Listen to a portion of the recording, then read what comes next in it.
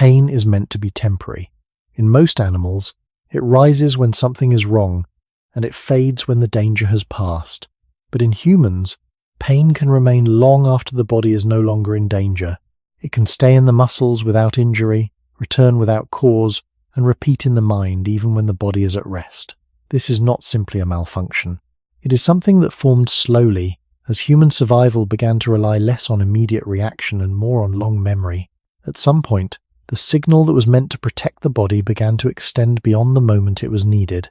If pain is designed to keep us safe, why does it so often stay when there is nothing left to protect? And why do humans feel pain longer than other animals? Pain is often spoken about as if it were a mistake, something that should not exist, or something the body has failed to control. But if we look more closely, pain is not an error. It is one of the oldest systems that living organisms developed to survive. Long before complex brains or social structures appeared, simple forms of life already had ways to respond to harm, to move away from what caused damage, and to reduce exposure to danger. In this sense, pain did not begin as something emotional or even conscious. It began as a basic biological reaction, shaped slowly by natural selection over immense spans of time. Early human ancestors did not need pain to be comfortable or understandable. They needed it to be immediate and effective. In an open landscape where injury could mean exposure, infection, or inability to move, the only requirement was that the signal be strong enough to change behavior quickly. When we compare this with many other animals today, we can still see a pattern that reflects this older structure. A prey animal that is injured may react intensely in the moment, but once it escapes, its behavior often returns to normal surprisingly quickly. This does not mean the injury is gone. It means the system that produces pain is not designed to continue once the immediate danger has passed. The body shifts its priority back to movement, feeding, and survival within its environment. There is no advantage in remaining in a prolonged state of pain if that state reduces the ability to function. For early humans, however, something began to change, not suddenly, but gradually, as the brain became more complex and the demands of survival shifted. The environment was not only physical but also social and cognitive. Avoiding danger was no longer just about reacting to immediate threats. It began to involve learning patterns, remembering locations, and recognizing situations that had once caused harm. Pain, in this context, did not remain a simple signal. It became part of a broader system that connected sensation, memory, and anticipation. The same mechanism that once pushed a body away from a sharp object could now also mark that object, or that place, as something to be avoided in the future. Over time, this created a subtle shift. Pain was no longer only tied to the presence of injury. It became tied to the possibility of injury. This shift did not eliminate the original function. The body still reacts to damage in direct ways, but layered on top of that is a system that extends the signal beyond the moment itself. This is where the experience begins to differ from what we observe in many other animals. The human body does not simply stop when the threat disappears. It can continue to hold the signal, repeat it, and reinforce it even when the immediate cause is no longer present. This does not happen in every situation, and it does not always happen in the same way, but it reveals something important about how human pain developed. It was not designed to feel good, and it was not designed to disappear quickly. It was shaped to influence behavior across time, to create continuity between past harm and future avoidance.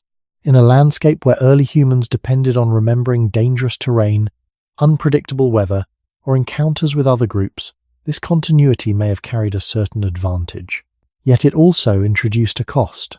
A signal that continues beyond its original purpose can begin to interfere with the body it was meant to protect. When pain extends, it no longer simply guides movement. It can limit it. When it repeats, it no longer only warns. It can reshape perception itself. This tension between protection and persistence appears at the very beginning of how human pain differs from that of many other animals. It suggests that what we experience today is not just a stronger version of the same system, but a system that has been gradually extended, layered, and reshaped by the conditions of human life over time, beginning from a simple biological signal and moving towards something that does not always know when to end. When we observe other animals in their natural environments, one pattern appears again and again. not as a rule without exception, but as a tendency shaped by survival under constant pressure. An animal that is injured may show signs of distress in the moment, but once it escapes the immediate threat, its behavior often returns to movement, feeding, or rest. This return does not mean the injury has healed. It suggests that the system producing pain does not continue to dominate once it interferes with survival. Remaining still for too long can increase exposure to predators, reduce access to food, and weaken the body further. In such conditions, a prolonged internal signal would carry a cost that outweighs its benefit. The body, in a sense, is structured to move forward even while damage remains. This is not because the animal ignores pain, but because the role of pain is tightly bound to immediate action rather than extended reflection. In early human environments, the physical conditions were not entirely different. Landscapes were still open, resources were uncertain, and injury carried similar risks. Yet there was a gradual shift in how humans interacted with these conditions. Survival began to depend not only on what was happening in front of the body, but also on what had happened before. A path that once led to harm could be avoided later. A place associated with danger could be remembered and approached differently. This ability to carry information across time changed the role of many biological systems, including pain. The body was no longer responding only to present signals. It was beginning to operate within a timeline that included past experience and future possibility. Pain, within this structure, did not need to disappear as quickly as it might in other animals. Instead, its persistence could reinforce memory, strengthening the connection between an event and its consequence. If a certain movement led to injury, the discomfort that followed could shape how that movement was performed in the future. If a location was associated with harm, the lingering sensation could influence decisions long after leaving that place. This does not require conscious reasoning. It can occur through repeated associations between sensation and behavior, gradually shaping patterns over time. In this way, pain becomes part of a learning process, not just a reaction. However, this extension introduces a subtle imbalance. A signal that remains active beyond the moment of danger begins to overlap with other systems, including those related to attention, emotion, and expectation. The body is no longer simply reacting to damage. It is also preparing for what might happen next. This preparation can be useful in environments where threats are complex and not always visible, but it also means that the boundary between present and past becomes less distinct. A sensation that originally belonged to one moment can reappear in another, even when the original cause is no longer present. This is one of the early points where human pain begins to diverge more clearly from the patterns observed in many other animals. It is not only that the signal lasts longer, it is that the signal becomes connected to a wider network of processes that extend across time. The environment of early humans, with its shifting climates, changing resources, and increasing social interactions, may have reinforced this pattern. Learning from past harm would have supported group survival, allowing knowledge to accumulate rather than reset with each generation. Pain, in this context, becomes one of the ways the body carries that knowledge. Yet this also means that the system is no longer limited to the immediate needs of the body in the present moment. It begins to serve a broader function, one that includes memory and anticipation. This broader function does not always align perfectly with the original purpose of avoiding injury. As the system expands, it gains the ability to influence behavior beyond what is strictly necessary for immediate survival. The body can begin to act as if a threat is still present, even when it is not. This does not happen in every situation, and it does not define all experiences of pain, but it marks an important shift in how pain operates within the human condition. It suggests that the persistence of pain is not simply a stronger version of the same signal seen in other animals, but the result of a system that has been gradually extended, shaped by the need to connect past experience with future action, even when that connection is no longer fully aligned with the present state of the body. There is a point, difficult to locate precisely but clear in its effects, where the role of pain in humans begins to move beyond guiding the body and starts to shape how the body is experienced from within. In earlier forms of life and in many animals today, pain remains closely tied to action. It appears when something is wrong, it directs movement, and it fades when its immediate function is complete. In humans, this structure still exists, but it is no longer isolated. It is layered with systems that interpret, store, and revisit the signal, giving it a presence that can extend far beyond the original moment.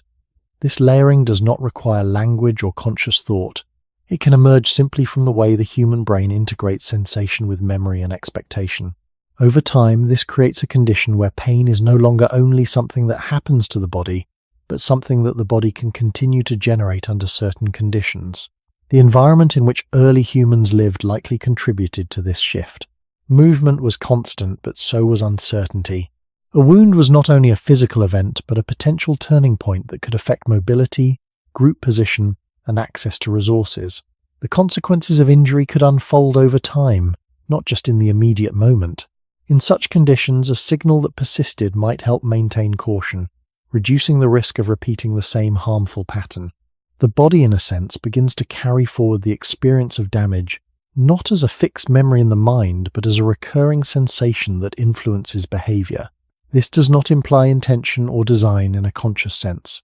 It reflects how biological systems can be shaped by repeated pressures over long periods. Pain becomes part of a broader continuity, linking what has happened with what might happen again.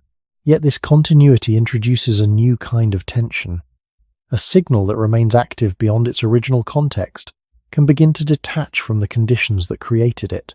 The body may continue to produce sensations that once served a clear purpose, even when that purpose is no longer present.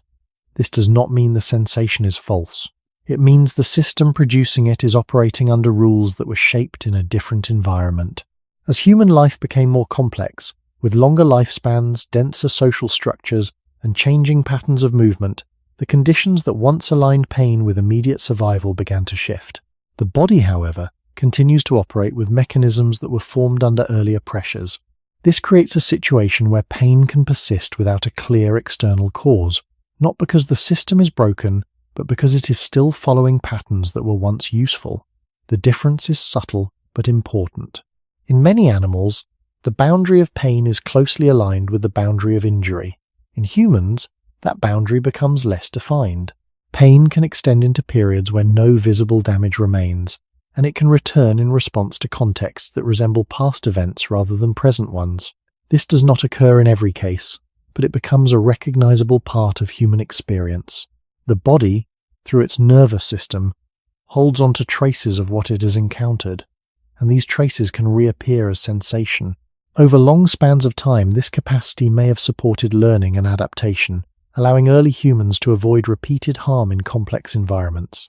At the same time, it introduces a form of persistence that is not strictly tied to current conditions. Pain, once a signal of immediate danger, becomes something that can exist within the body even when the original threat has passed. This does not remove its protective role, but it changes its behavior. It becomes less predictable, less bounded by the present, and more connected to the continuity of human experience across time. In this way, the difference between human pain and that of many other animals begins to take shape, not as a simple increase in intensity, but as an extension of the system itself, moving from a momentary signal towards something that can remain, return, and influence the body long after the initial cause has disappeared. As the human brain grew in complexity, the experience of pain began to shift from something contained within the body to something processed across the entire system of perception. This change did not happen all at once, and it did not replace the older mechanisms. The basic structure remains. Signals travel from injured tissue through nerves and into the central nervous system. But what happens after that point begins to differ in subtle and important ways. In many animals, this pathway leads primarily to immediate behavioral adjustment. The signal arrives, the body reacts, and once the situation stabilizes, the signal fades. In humans, the signal does not simply arrive and disappear. It is received, interpreted, and often held within systems that extend beyond direct sensation. The brain does not act as a passive receiver. It becomes an active participant in shaping the experience. This participation begins with how the signal is processed. Sensory information does not travel along a single line. It passes through networks that are also involved in attention, memory, and evaluation. The same pathways that help identify a threat also help determine its meaning and relevance. This means that pain is not experienced in isolation. It is influenced by context, by prior experience, and by the state of the body at the time the signal is received. Early humans, moving through environments that required constant awareness, may have benefited from this integration. Recognizing patterns of danger, even when they were not immediately visible, could reduce risk. If a certain type of terrain had previously led to injury, the body might respond differently upon encountering it again. The signal of pain, or even the anticipation of it, could guide movement before damage occurred. This anticipatory capacity marks an important shift. Pain is no longer only a response to what has happened. It becomes part of how the body prepares for what might happen. The nervous system begins to operate not only as a detector of harm, but as a predictor of it. This does not require conscious thought. It can occur through repeated associations, where certain inputs become linked with certain outcomes. Over time, these links can strengthen, allowing the body to respond more quickly and, in some cases, more intensely. However, this predictive layer also introduces variability. Because the system is influenced by past experience, two similar physical conditions may not produce identical sensations. The body is not only responding to the present state of tissue, but also to how that state has been interpreted before. This can lead to situations where the intensity or duration of pain does not align directly with observable damage. The signal has become part of a broader network, and its behavior reflects the complexity of that network. In contrast, many animals appear to rely more heavily on immediate sensory input. Their responses are closely tied to the current condition of the body, with less emphasis on extended interpretation. This does not mean their systems are simpler in all respects, but it suggests a different balance between reaction and processing. For humans, the balance has shifted toward integration. The brain's involvement allows pain to interact with memory, attention, and expectation, creating an experience that can persist beyond the original cause. This persistence is not constant, and it varies across individuals and situations, but it reflects a fundamental change in how the system operates. The body is no longer the sole source of the signal. The brain becomes part of its continuation. This does not imply that pain is imagined or unreal. The experience remains grounded in biological processes, but those processes now include layers that extend beyond the site of injury. As human life expanded to include more complex environments, longer lifespans, and richer social structures, this layered system may have supported more flexible behavior. At the same time, it allowed for the possibility that pain could remain active even when its original trigger was no longer present. This marks the beginning of a deeper separation between the physical state of the body and the experience of pain, a separation that becomes more visible as we continue to examine how the human nervous system evolved to process not only what is happening now, but what has happened before and what might happen again. As pain becomes more deeply integrated into the human nervous system, it begins to interact with processes that are not directly tied to physical injury. One of these processes is attention. The human brain does not treat all incoming signals equally. It selects, amplifies, and sometimes sustains certain sensations based on what it considers important. Pain, by its nature, is often given priority. It draws attention toward a part of the body, holding it there longer than many other types of sensation. This ability to hold attention may have been useful in early environments where overlooking a small injury could lead to larger consequences. A wound that was not monitored could become infected, or a repeated strain could reduce mobility over time. By keeping the signal active, the body ensures that the affected area is not ignored. However, when attention becomes prolonged, the experience of pain can begin to extend as well. The signal is no longer only maintained by the condition of the tissue, but also by the way it is being processed. Attention, in this sense, does not create pain from nothing, but it can influence how long the sensation remains present in awareness. Another process that begins to interact with pain is evaluation. The brain does not only receive signals, it also assigns meaning to them. A sensation can be interpreted as minor or significant, expected or unexpected, familiar or unfamiliar. These interpretations can shape how the signal is experienced over time. In early human contexts, the ability to evaluate a sensation quickly and link it to potential outcomes could support survival. If a certain type of discomfort had previously led to a serious consequence, the body might respond more strongly when encountering it again. This does not require conscious reasoning. It can occur through patterns formed over repeated experiences. Over time, these patterns can influence not only the intensity of pain, but also its duration. A signal that is interpreted as important may be sustained longer within the system, allowing it to guide behavior more effectively. This interaction between sensation and interpretation introduces another layer of complexity. Pain is no longer determined solely by the physical state of the body. It is also shaped by how the brain processes and prioritizes the signal. This does not mean the experience is disconnected from biology. On the contrary, it reflects how biological systems operate across multiple levels at once. The same networks that help the body respond to injury are also involved in maintaining attention and assigning meaning. When these networks interact, the result is a sensation that can persist beyond the original cause. In contrast, many animals appear to maintain a closer alignment between sensation and immediate physical condition. Their responses are often rapid and direct, with less evidence of extended processing once the threat has passed. This does not imply an absence of complexity, but it suggests that the role of attention and evaluation may be distributed differently. For humans, the expansion of these processes allows for more flexible behavior, but it also creates the possibility that signals can remain active even when they are no longer necessary for immediate survival. The environment in which early humans lived may have reinforced this pattern. Navigating varied landscapes, adapting to seasonal changes, and interacting within social groups required a system that could prioritize certain signals over others. Pain, as a signal with high relevance to survival, becomes closely linked with these prioritization mechanisms.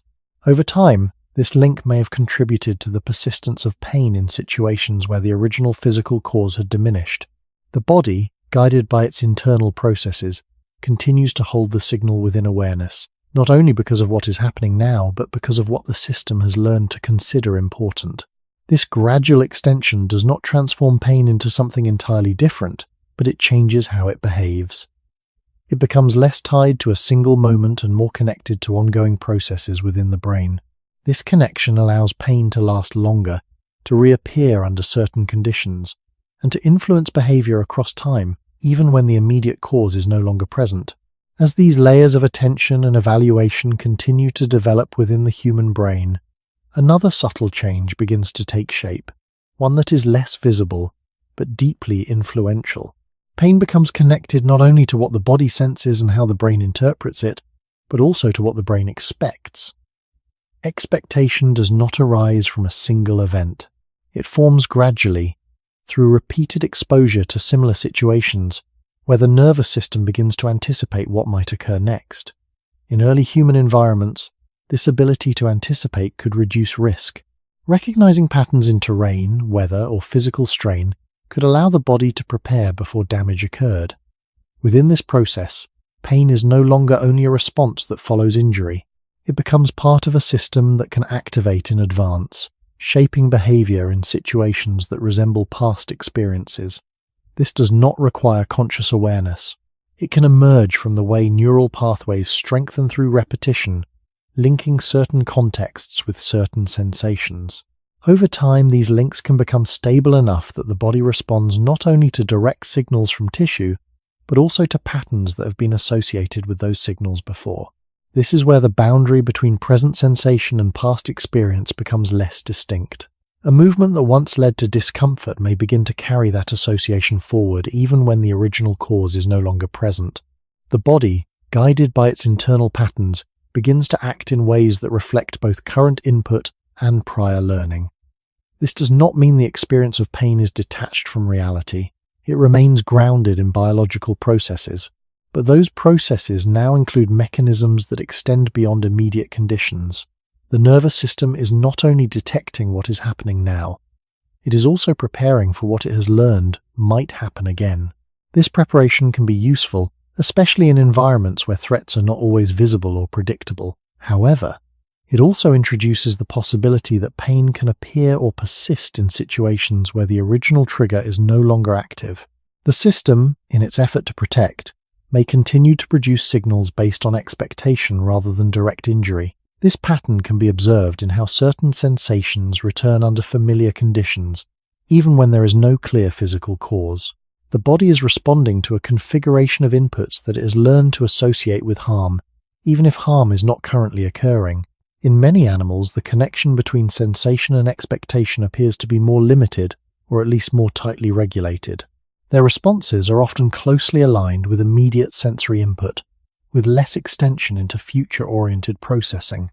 For humans, the expansion of this predictive capacity allows for more flexible adaptation, but it also increases the complexity of how pain is experienced. The signal becomes part of a system that is not only reactive, but also anticipatory. This shift does not replace the original function of pain. The body still responds to injury in direct and necessary ways, but layered on top of that is a system that can extend the signal across time, linking it to patterns that may or may not be present in the current moment.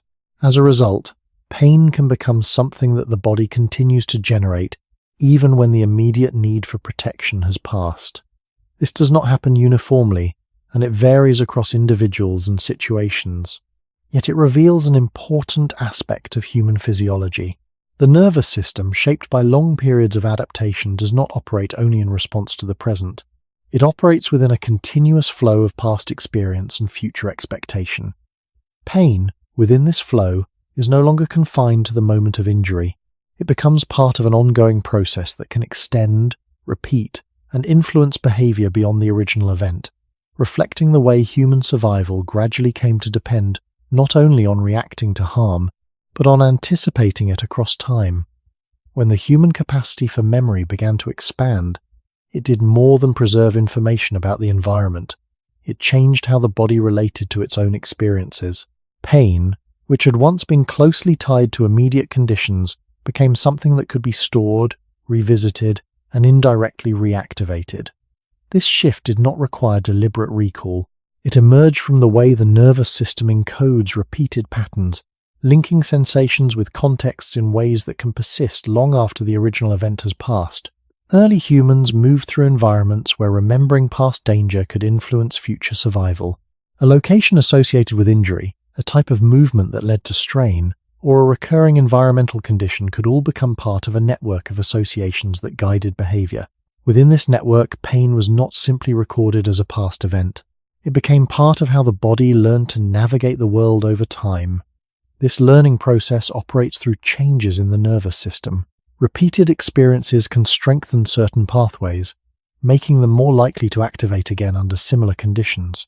A sensation that occurs alongside a specific movement or environment can become linked to it, so that encountering that same pattern later may bring back a similar response.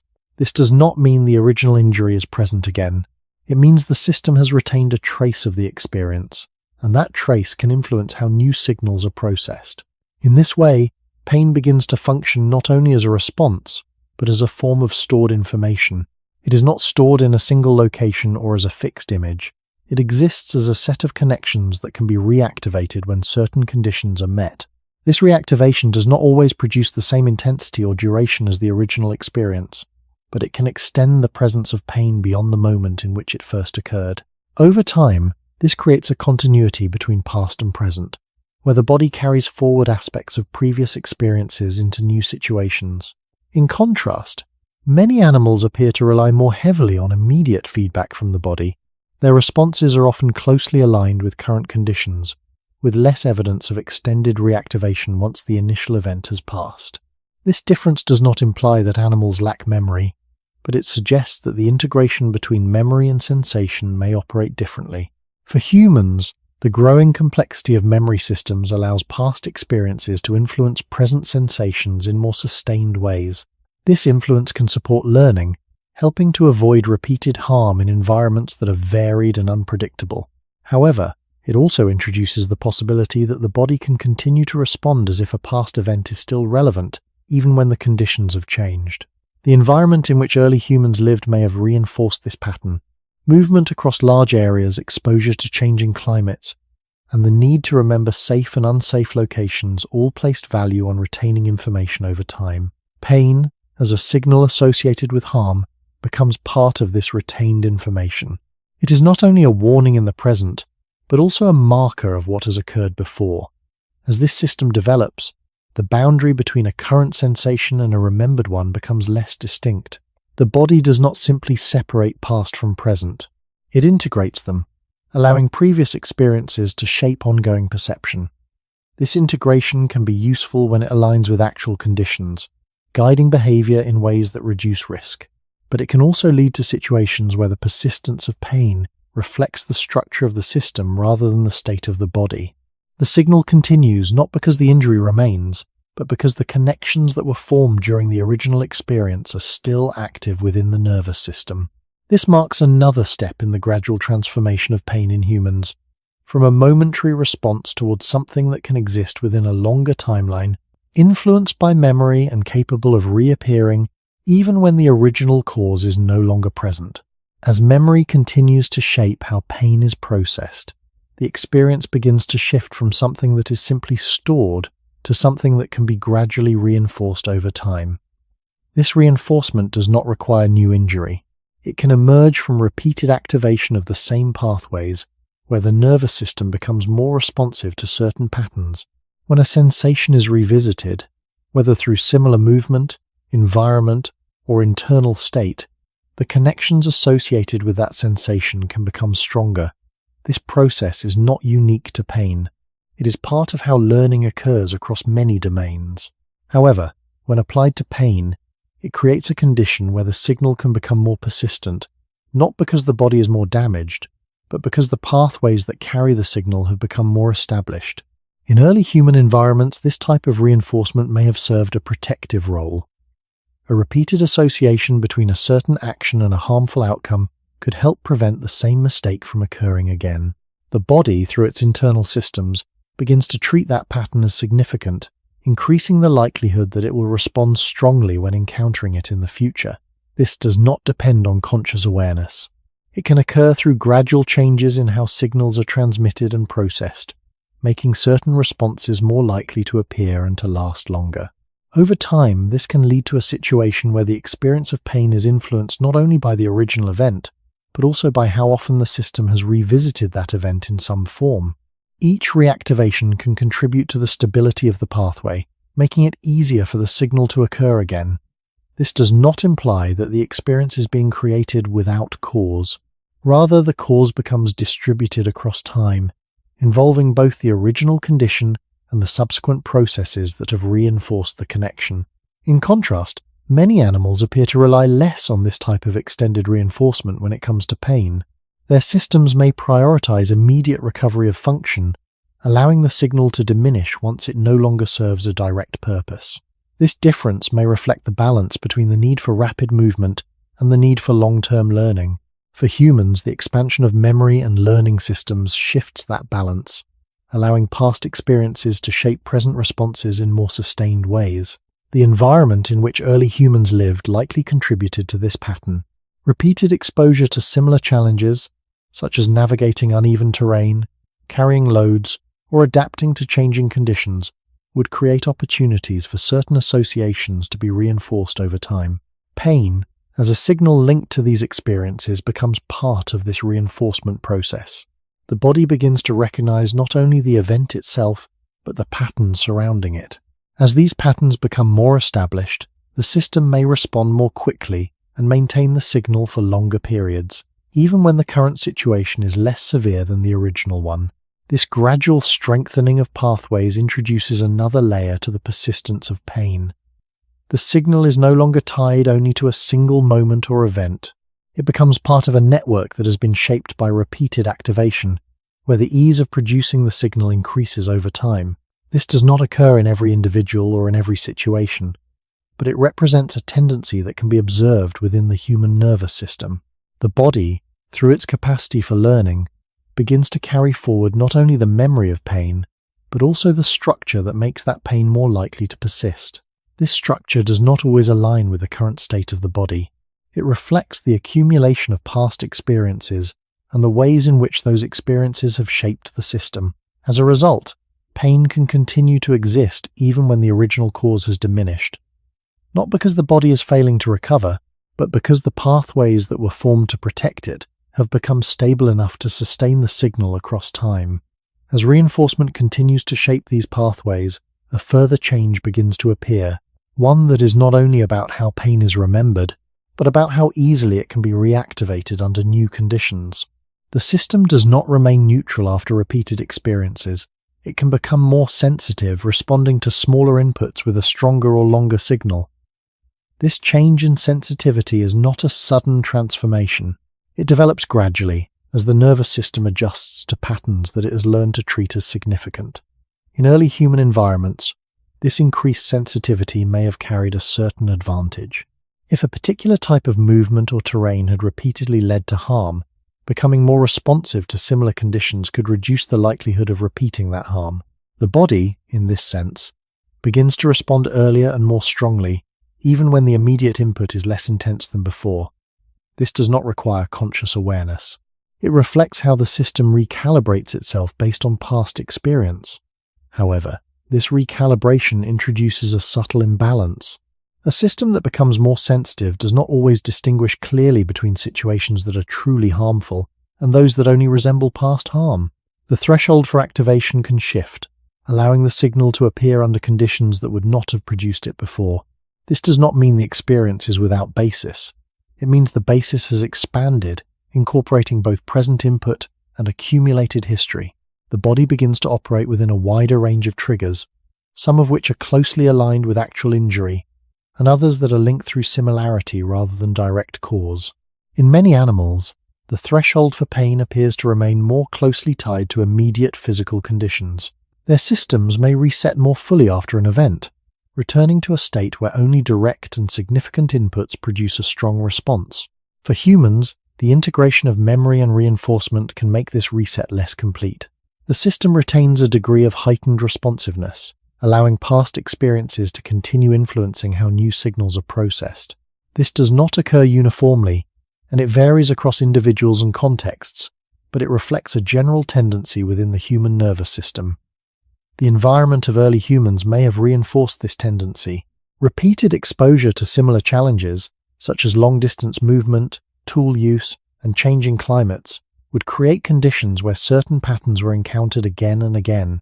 A system that became more sensitive to these patterns could help prevent repeated injury, especially in situations where damage accumulated over time rather than occurring in a single event. Yet this same sensitivity can also extend the presence of pain beyond what is strictly necessary for immediate protection. The signal, once activated, may take longer to diminish, and it may reappear more readily under similar conditions. Over time, this creates a situation where pain is not only remembered and reinforced, but also more easily triggered. The body carries forward a set of conditions under which the signal is likely to occur, even if those conditions are not identical to the original cause. This does not imply that the system is malfunctioning. It reflects how it has adapted to operate across time, using past experience to shape present response. But it also means that the persistence of pain cannot always be understood by looking only at the current state of the body. The signal has become part of a broader system, one that includes memory, reinforcement, and sensitivity. Together, these elements allow pain to extend beyond the moment of injury, to reappear under related conditions, and to remain active even when the original cause has diminished. This marks a further step in the divergence between human pain and that of many other animals, where the signal is no longer bounded by immediate input, but is influenced by the accumulated history of how the system has learned to respond over time. At a certain stage in human development, the role of pain begins to shift once more, moving from a system that reacts and remembers toward one that also anticipates. This shift is not a replacement of earlier functions, but an extension of them. The same pathways that once carried signals of injury and later stored them as memory begin to participate in forecasting what might happen next. The nervous system does not wait passively for damage to occur. It uses patterns drawn from past experience to prepare the body for possible outcomes. In early human environments, this capacity to anticipate could offer a clear advantage. A landscape that had previously caused strain, a repeated movement that had led to injury, or a familiar sequence of physical conditions could all serve as cues.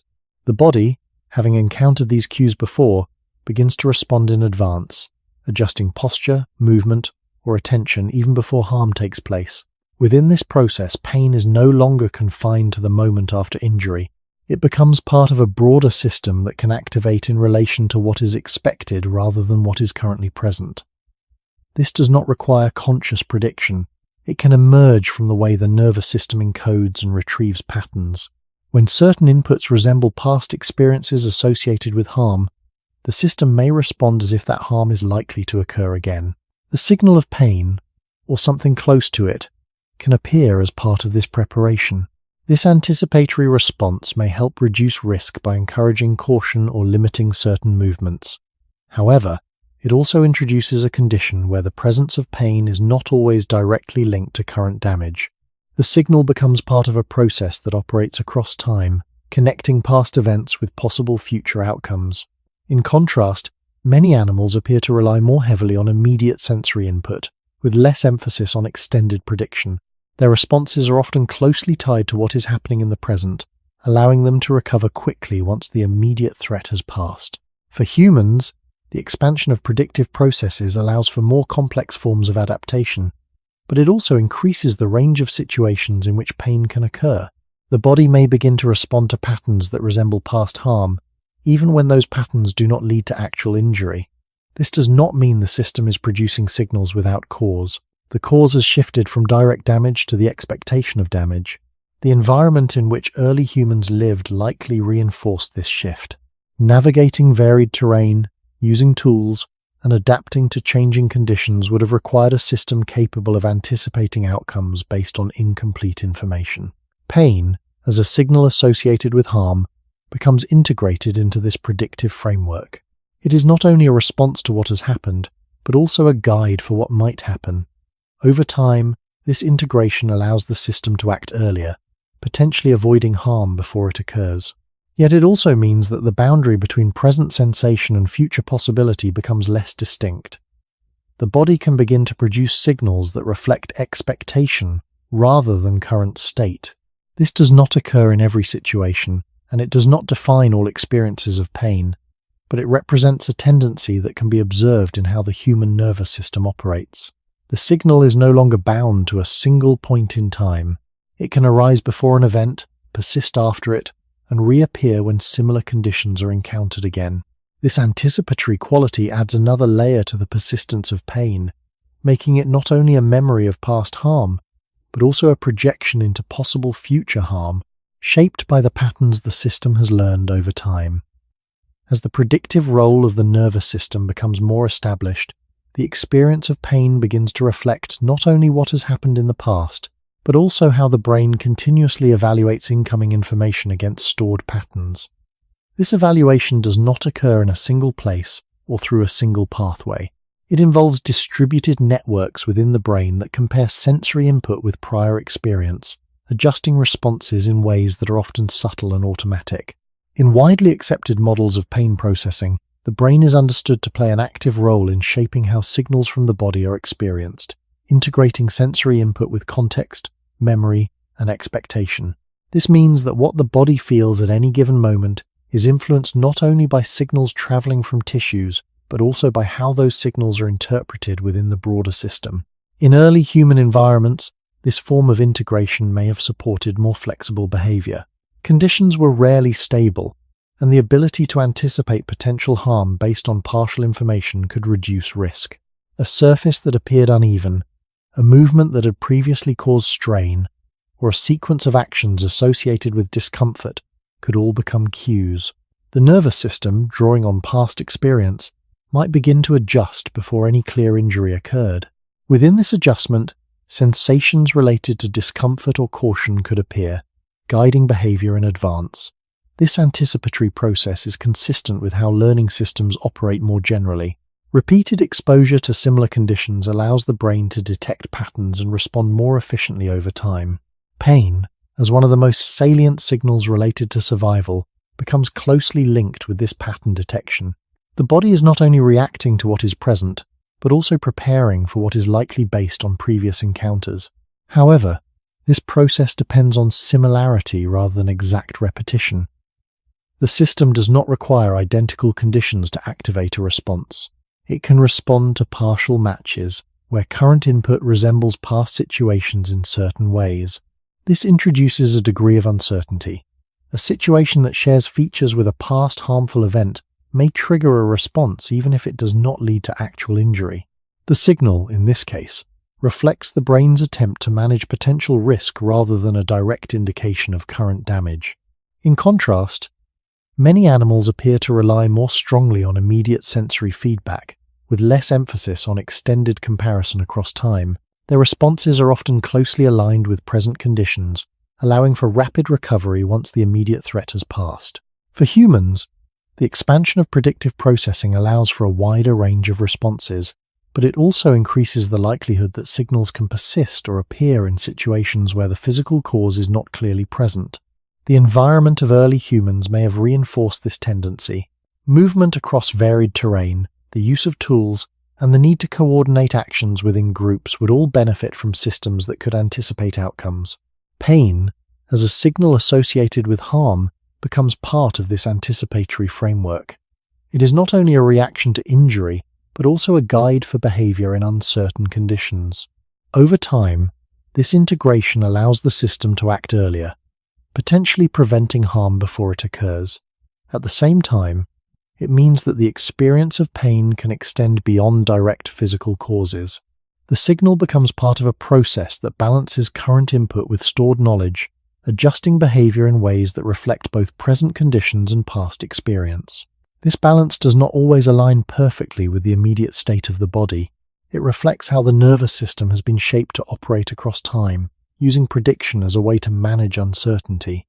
As a result, pain can persist, reappear, or arise in situations where the original cause is no longer active, not because the system is producing signals without basis, but because it is responding to patterns that it has learned to associate with potential harm, even when those patterns no longer lead to actual injury. As predictive processing becomes a stable feature of the human nervous system, another aspect begins to emerge, one that is widely recognized in scientific understanding of pain. The brain does not only anticipate potential harm, it also regulates how strongly pain is experienced. This regulation is not fixed. It can increase or decrease the intensity of pain depending on context, internal state, and prior experience. Signals from the body travel upward through the nervous system, but there are also pathways that move in the opposite direction, from the brain back toward the spinal cord, adjusting how those signals are processed before they are fully experienced. These top-down influences are a well-established part of how pain is modulated, allowing the system to remain flexible rather than rigid. In early human environments, this flexibility may have supported survival in situations where reacting strongly to every signal would be limiting. If an individual needed to continue moving despite injury, the system could reduce the intensity of pain temporarily, allowing action to continue. In other situations where caution was more important, the system could increase the prominence of the signal, drawing attention to potential risk. This capacity to regulate pain suggests that the experience is not solely determined by the condition of the body. It is shaped by an interaction between incoming sensory information and internal processes that evaluate its significance. Within this interaction, prediction plays a central role. If the brain anticipates that a certain situation is likely to be harmful, it may adjust the system in a way that makes pain more likely to appear or to persist. This does not mean that pain is being created without biological basis. The pathways involved remain grounded in the nervous system. But it does mean that the intensity and duration of the experience can be influenced by factors beyond immediate tissue damage. Over time, as predictive patterns become more established, this regulatory system may begin to favor caution in situations that resemble past harm. The body, guided by these internal adjustments, can maintain a heightened state of responsiveness, allowing pain to continue even when the original cause has diminished. In contrast, many animals appear to rely more directly on incoming signals, with less evidence of extended modulation once the immediate threat has passed. Their systems may still regulate pain, but the balance between incoming signals and internal adjustment may be different, with a stronger emphasis on immediate conditions. For humans, the expansion of top-down modulation allows for a wider range of responses, but it also introduces the possibility that pain can persist as part of an ongoing regulatory state rather than a direct reflection of current damage. The environment of early humans may have reinforced this pattern. Navigating uncertain conditions, coordinating with others, and adapting to changing demands would all benefit from a system that could adjust its responses based on context. Pain, as a critical signal, becomes part of this adaptive process, shaped not only by what is happening at the level of the body, but also by how the brain evaluates and predicts outcomes. As a result, the experience of pain can extend beyond the moment of injury, influenced by internal processes that regulate its expression over time. This does not remove its connection to the body, but it changes how that connection operates. Pain becomes part of a dynamic system, one that balances incoming signals with predictive and regulatory processes, allowing it to persist, vary, and reappear in ways that reflect the broader functioning of the human nervous system rather than a simple, immediate response to damage. As human lifespans gradually increased over long periods of evolution, the experience of the body began to change in ways that are still visible today. This change did not happen suddenly, and it did not follow a single path across all environments.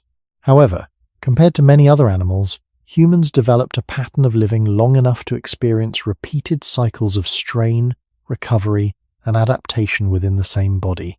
In earlier stages of life, pain often serves a clear function, guiding movement away from immediate harm. But as time extends, the body accumulates not only isolated events of injury, but also layers of minor stress that do not fully disappear. These layers do not always produce strong signals on their own, but they can contribute to a background state where the system becomes more responsive over time. This accumulation is widely recognized in biological systems. Tissues that are used repeatedly can change in structure and function, sometimes becoming more efficient, and in other cases becoming more vulnerable to strain. The nervous system, which monitors these changes, does not operate independently of them.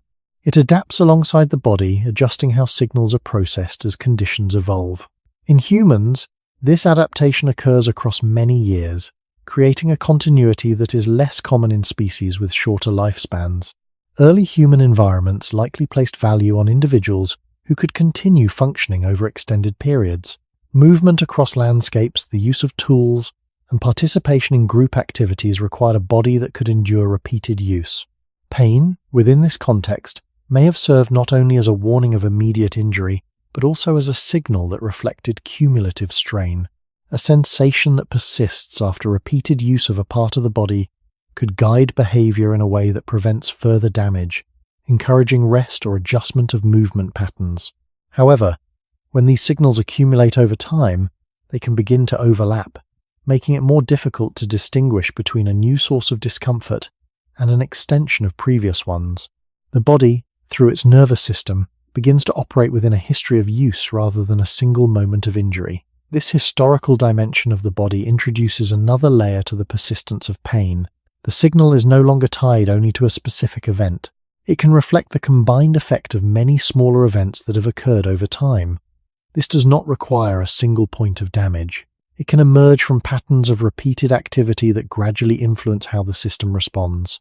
In contrast, many animals experience life within shorter time frames, where the accumulation of such patterns may be less pronounced. Their bodies still undergo strain and recovery, but the duration over which these processes interact may be more limited.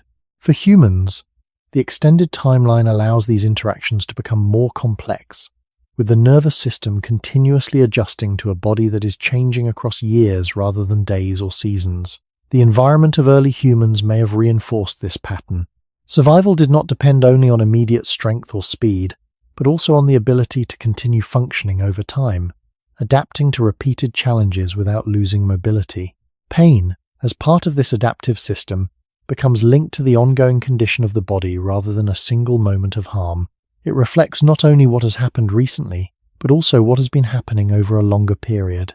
As a result, the persistence of pain in humans can be understood in part as a consequence of living within a body that carries its history forward. The signal becomes embedded within that history, influenced by accumulated experience and ongoing adaptation. This does not mean that pain is inevitable or constant, but it suggests that its duration can be shaped by the extended timeline over which the human body operates, where past strain and present sensation are continuously interacting within a system that has been shaped to function across many years rather than a single moment. As the human body continues through longer spans of time, another pattern becomes visible, one that is widely recognized in biology. Repair does not always return a system to its original state. Healing can restore function, but it often leaves behind subtle changes in tissue and in the way signals are processed. These changes are not necessarily harmful on their own. They are part of how the body adapts to repeated use and injury.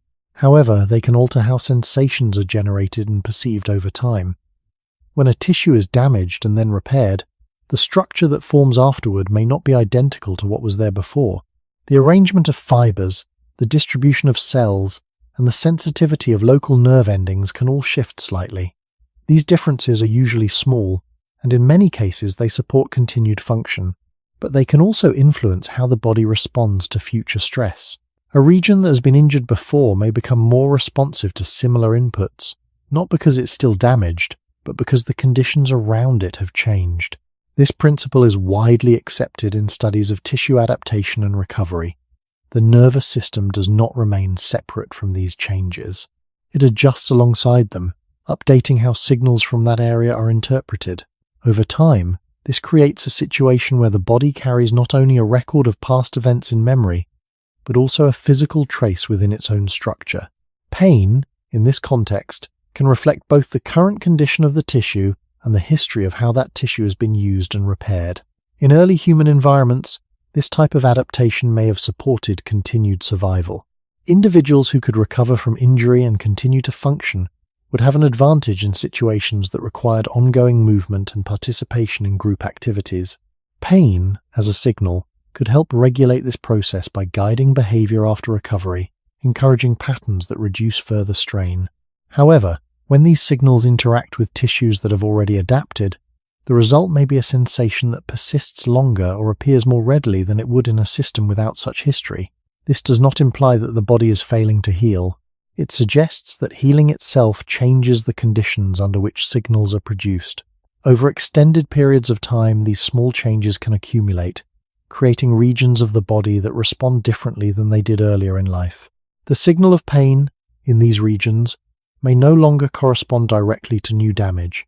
It may instead reflect how the system has adapted through repeated cycles of use and repair. In contrast, many animals experience shorter lifespans or different patterns of activity, where the accumulation of such changes may be less pronounced or expressed differently. Their bodies still undergo repair, but the duration and repetition of these cycles may not create the same extended interaction between past and present conditions. For humans, the longer timeline allows these interactions to become more visible, with the nervous system continuously adjusting to a body that has been shaped by its own history. The environment of early humans likely reinforced this process. Regular movement, tool use, and exposure to varied conditions would all contribute to repeated cycles of strain and recovery. Pain, within this framework, becomes linked not only to injury, but also to the ongoing process of adaptation. It reflects a system that is constantly updating itself, carrying forward the effects of past events into present experience. As a result, the persistence of pain can be understood as part of how the body maintains continuity across time. The signal does not simply appear and disappear. It interacts with a structure that has been gradually altered by previous experiences, allowing it to last longer or return more easily under similar conditions, even when the original cause has already passed. Over longer spans of life, the body does not only change through isolated events of injury and repair, it also changes through gradual shifts in how its systems maintain balance. This balance, often described in biology as the regulation of internal conditions, allows the body to function across varying environments. However, maintaining this balance over many years requires continuous adjustment, and these adjustments can influence how signals such as pain are produced and sustained. The nervous system, which plays a central role in this regulation, does not operate in a fixed state. It adapts to patterns of use, levels of activity, and the overall condition of the body. As these factors shift over time, the baseline from which sensations are experienced can also change. This does not mean that the body becomes unstable. It means that the reference point for what is considered normal is gradually updated. In early human environments, this capacity for ongoing adjustment may have supported survival across changing conditions. Variations in climate, availability of resources, and patterns of movement would all require the body to adapt without losing its ability to function. Pain, within this context, becomes part of the system that helps regulate behavior in response to these changes. A sensation that persists may signal not only immediate strain, but also a need to adjust to a new set of conditions. However, when these adjustments occur over extended periods, they can begin to influence how long signals remain active. The system may settle into patterns where certain sensations are maintained at a low level, not as a response to a specific event, but as part of an ongoing regulatory state. This is consistent with widely accepted understanding that the nervous system can alter its sensitivity and responsiveness based on long-term conditions. Over time, this can lead to a situation where pain is not always tied to a clear starting point. Instead, it emerges from a background state that has developed gradually, shaped by many small changes rather than a single cause. In contrast, many animals operate within shorter or more consistent cycles, where the need for long-term adjustment may be expressed differently. Their systems still regulate internal conditions, but the duration and variability of these adjustments may not create the same extended interaction between past and present states. For humans, the longer timeline allows these interactions to become more complex, with the nervous system continuously recalibrating itself in relation to a body that is changing over years. The environment of early humans likely reinforced this pattern.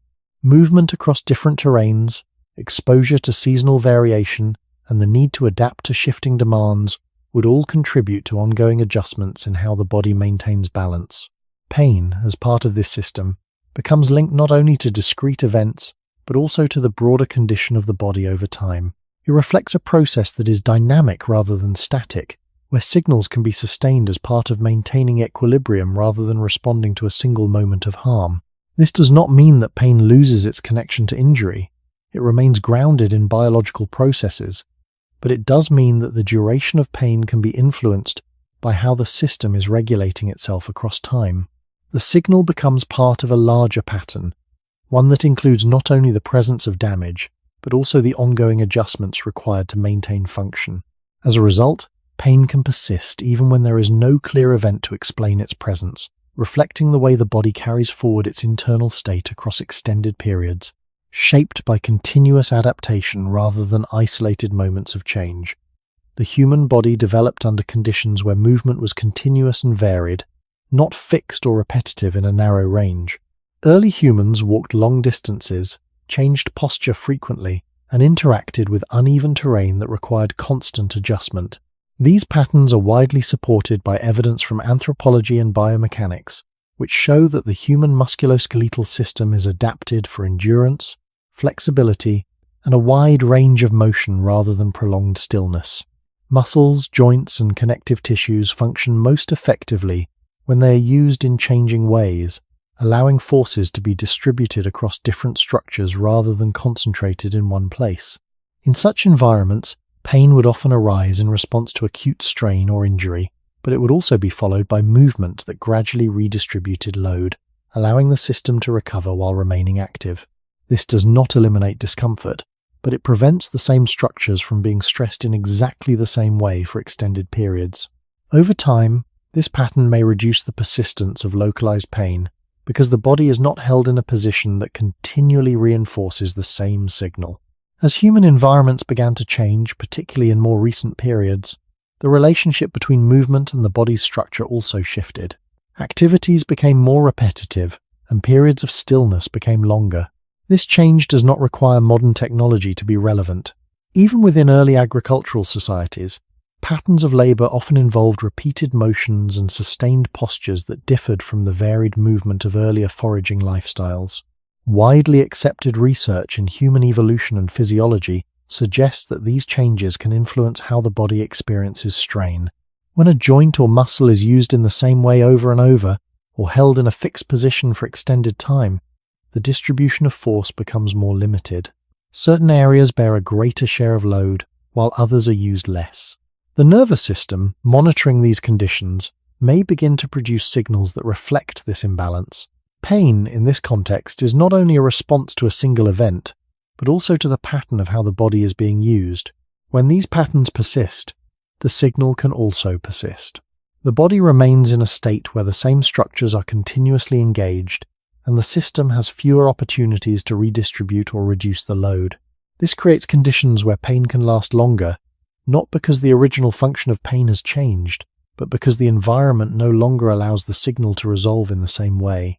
In contrast, many animals continue to operate within movement patterns that are closely aligned with their biological design. Their daily activity often involves variation in posture and motion, even when they are at rest or feeding. This variation can help prevent the prolonged concentration of strain in a single area, allowing the body to shift between different states more fluidly. For humans, the growing mismatch between a body adapted for varied movement and environments that involve repetition or stillness introduces another layer to the persistence of pain. The signal is no longer only shaped by injury, memory, or prediction. It is also shaped by how the body is being used over time. The environment, in this sense, becomes an active factor in how long pain remains. Early human conditions may have allowed pain to emerge and then gradually diminish as movement patterns changed naturally throughout the day. As those patterns become more restricted, the same signal can be maintained for longer periods, reflecting not only the state of the body, but also the conditions in which the body exists. This adds another dimension to the question of why humans experience pain differently, suggesting that the duration of pain is influenced not only by internal systems, but also by how those systems interact with patterns of movement that have shifted over the course of human history. As patterns of movement become more restricted or repetitive, another widely recognized effect begins to appear within the body. The way tissues are loaded over time changes not only how they function, but also how signals are generated from them. Muscles, tendons, and joints are designed to handle force, but they respond differently depending on how that force is applied. When movement is varied, load is distributed across multiple structures, and no single area carries the same stress continuously. When movement becomes repetitive or static, certain regions are used in nearly identical ways again and again, while others are underused. This imbalance is well understood in biomechanics and physiology, where repeated loading of the same tissues can lead to increased sensitivity and prolonged discomfort, even in the absence of a single clear injury. The nervous system, which monitors mechanical and chemical changes in these tissues, begins to reflect this pattern. Signals may arise not from sudden damage, but from the ongoing state of how force is being applied. Over time, this can create a condition where pain becomes linked to a pattern of use rather than a specific event. In early human environments, this type of pattern may have been less common. Movement was often varied by necessity, with changes in terrain, posture, and activity occurring throughout the day. Even when tasks were repeated, they were typically interspersed with other forms of movement, allowing different parts of the body to share the load. This variation could help prevent any one area from remaining under constant strain, giving the system opportunities to adjust and recover while still remaining active. As movement patterns become more uniform, the body has fewer opportunities to redistribute force. A joint that remains in a similar position for long periods, or a muscle that performs the same action repeatedly, may begin to generate signals that persist because the conditions producing them are not changing. This persistence is not necessarily a sign of acute damage. It reflects the ongoing interaction between tissue and use. The body continues to receive input from the same region under similar conditions, and the nervous system continues to respond to that input. Over time, this can lead to a sensation that remains present even when the level of stress is relatively low, simply because it is applied continuously. In contrast, many animals maintain movement patterns that include frequent shifts in posture and activity, even during rest. These shifts can alter how force is distributed across the body, reducing the likelihood that a single area will remain under constant load. This does not prevent injury, but it may limit the duration of signals that arise from repetitive strain. For humans, the increasing presence of uniform movement patterns introduces another factor in the persistence of pain. The signal is not only influenced by internal processes such as memory and prediction, but also by the external pattern of how the body is being used. When that pattern does not change, the signal may also continue without a clear endpoint. The environment, in this sense, becomes part of the system that sustains the experience. Early human conditions likely allowed for a natural variation in movement that supported the resolution of many signals over time. As those conditions shift, the same biological systems operate under different patterns of use, leading to different outcomes. Pain, within this context, reflects the interaction between a body adapted for variation and an environment that may provide less of it.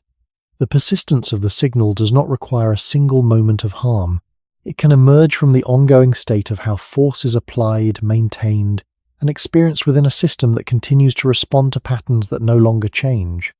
As these patterns of repetitive or restricted movement continue, another effect begins to emerge, one that is widely recognized in physiology.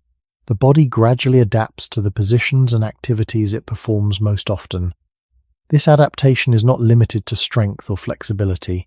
It also involves how tissues maintain their length, how joints move through their range, and how the nervous system interprets signals coming from those structures. When a posture or movement is repeated over long periods, certain muscles may remain in a shortened or lengthened state more frequently, and connective tissues can adjust to support that pattern. These changes are part of normal adaptation, allowing the body to function efficiently under consistent conditions. However, they also mean that the body becomes more specialized for those conditions and less prepared for variation. When the system is adapted in this way, returning to a broader range of movement may produce sensations that feel unfamiliar or uncomfortable. This does not necessarily indicate injury. It reflects how the body has adjusted to a narrower set of patterns. The nervous system, which continuously monitors these conditions, may interpret these unfamiliar states as requiring attention, producing signals that can persist until the system readjusts.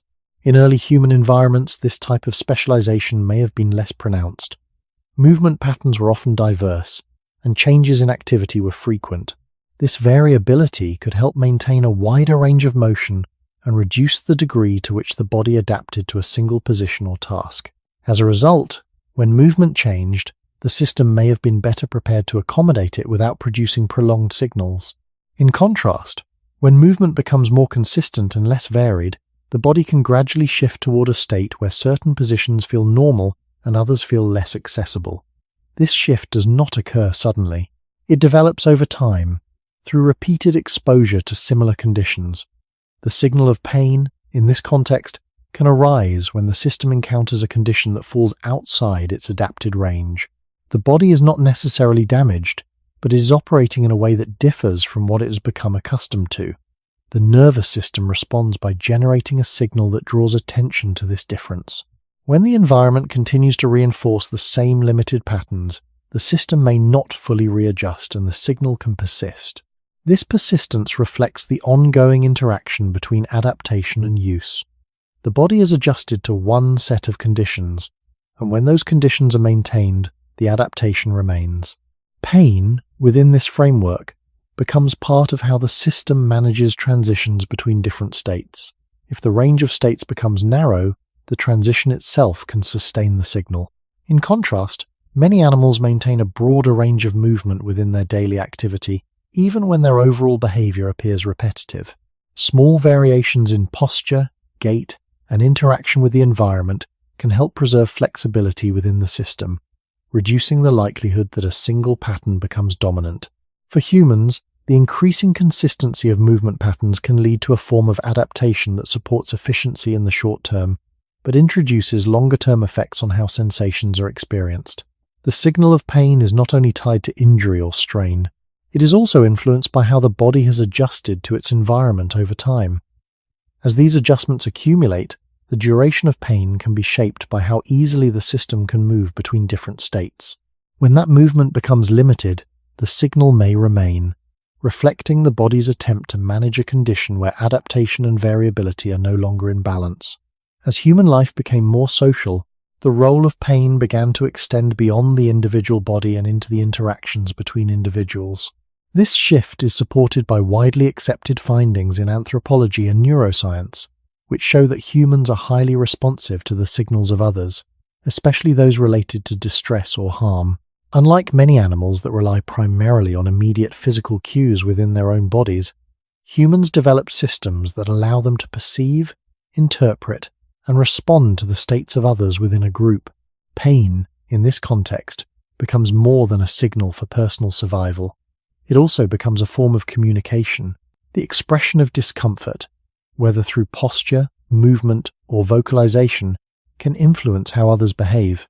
It can draw attention, signal vulnerability, or alter group dynamics in ways that affect collective survival. In early human environments where cooperation played a central role, This communicative aspect may have been important. Individuals did not exist in isolation. Their ability to move, gather resources, and respond to threats often depended on others within the group. A visible or audible sign of pain could signal that an individual required support, or that a particular activity or environment carried risk. This does not require conscious intention. It can arise from the way biological systems are structured to respond to certain types of signals. Over time, this interaction between individual sensation and social response may have contributed to the persistence of pain. A signal that is perceived by others and leads to changes in behavior may be reinforced within the system. The body is not only responding to internal conditions, but also participating in a network of interactions that extend beyond itself. This does not mean that pain is produced for social reasons. It remains grounded in biological processes related to the nervous system and the body. However, its expression and duration can be influenced by the context in which it occurs. When a signal has consequences within a social environment, it may be maintained or amplified as part of that interaction. In contrast, many animals operate within social structures where the expression of vulnerability may carry different implications. In some cases, displaying signs of injury can increase risk, leading to a tendency to minimize or suppress such signals once the immediate danger has passed. Their systems may therefore favor rapid reduction of visible distress, aligning the duration of pain more closely with immediate physical conditions. For humans, the social environment introduces a different set of pressures. Cooperation, shared tasks, and long-term relationships create conditions where the communication of internal states can influence group behavior. Pain, as one of the most salient internal signals, becomes part of this communicative system. It can shape how individuals interact, how tasks are distributed, and how attention is directed within the group. The environment of early humans likely reinforced this pattern. Living in small groups, relying on cooperation for survival, and sharing knowledge across generations would all support systems that allow internal states to be communicated and recognized.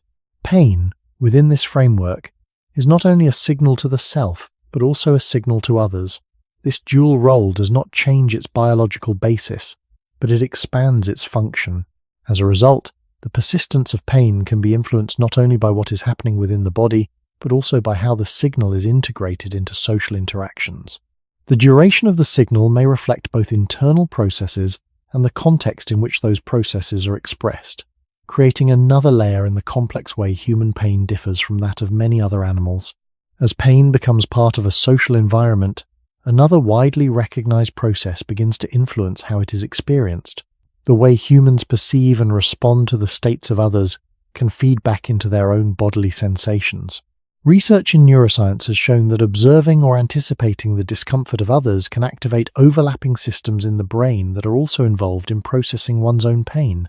This does not mean that individuals directly feel another person's injury, but it suggests that the boundaries between personal sensation and social perception are not entirely separate. The brain integrates information from both sources, creating a system where internal and external signals can interact. In early human groups, this capacity may have supported cooperation and coordination. Being able to recognize when another individual was in distress could guide group behavior, influencing decisions about movement, resource allocation, or risk. Over time, this responsiveness to others may have become closely linked with how individuals interpret their own bodily signals. A sensation that occurs within a social context does not exist in isolation. It is processed alongside visual, auditory, and behavioral cues from others, all of which can shape how that sensation is understood. When pain is experienced in the presence of others, or in situations that carry social meaning, the system may respond differently than it would in complete isolation. This difference is not necessarily conscious. It reflects how the brain integrates multiple streams of information to form a coherent experience. In this integrated system, attention can be drawn not only to the sensation itself, but also to how it relates to the surrounding environment and the reactions of others. This can influence both the intensity and the duration of the experience. If a signal is reinforced by social context, either through observation or interaction, it may remain active for longer periods. The body is not only processing the internal condition, but also the broader situation in which that condition occurs. In contrast, many animals appear to rely more heavily on internal signals when responding to injury.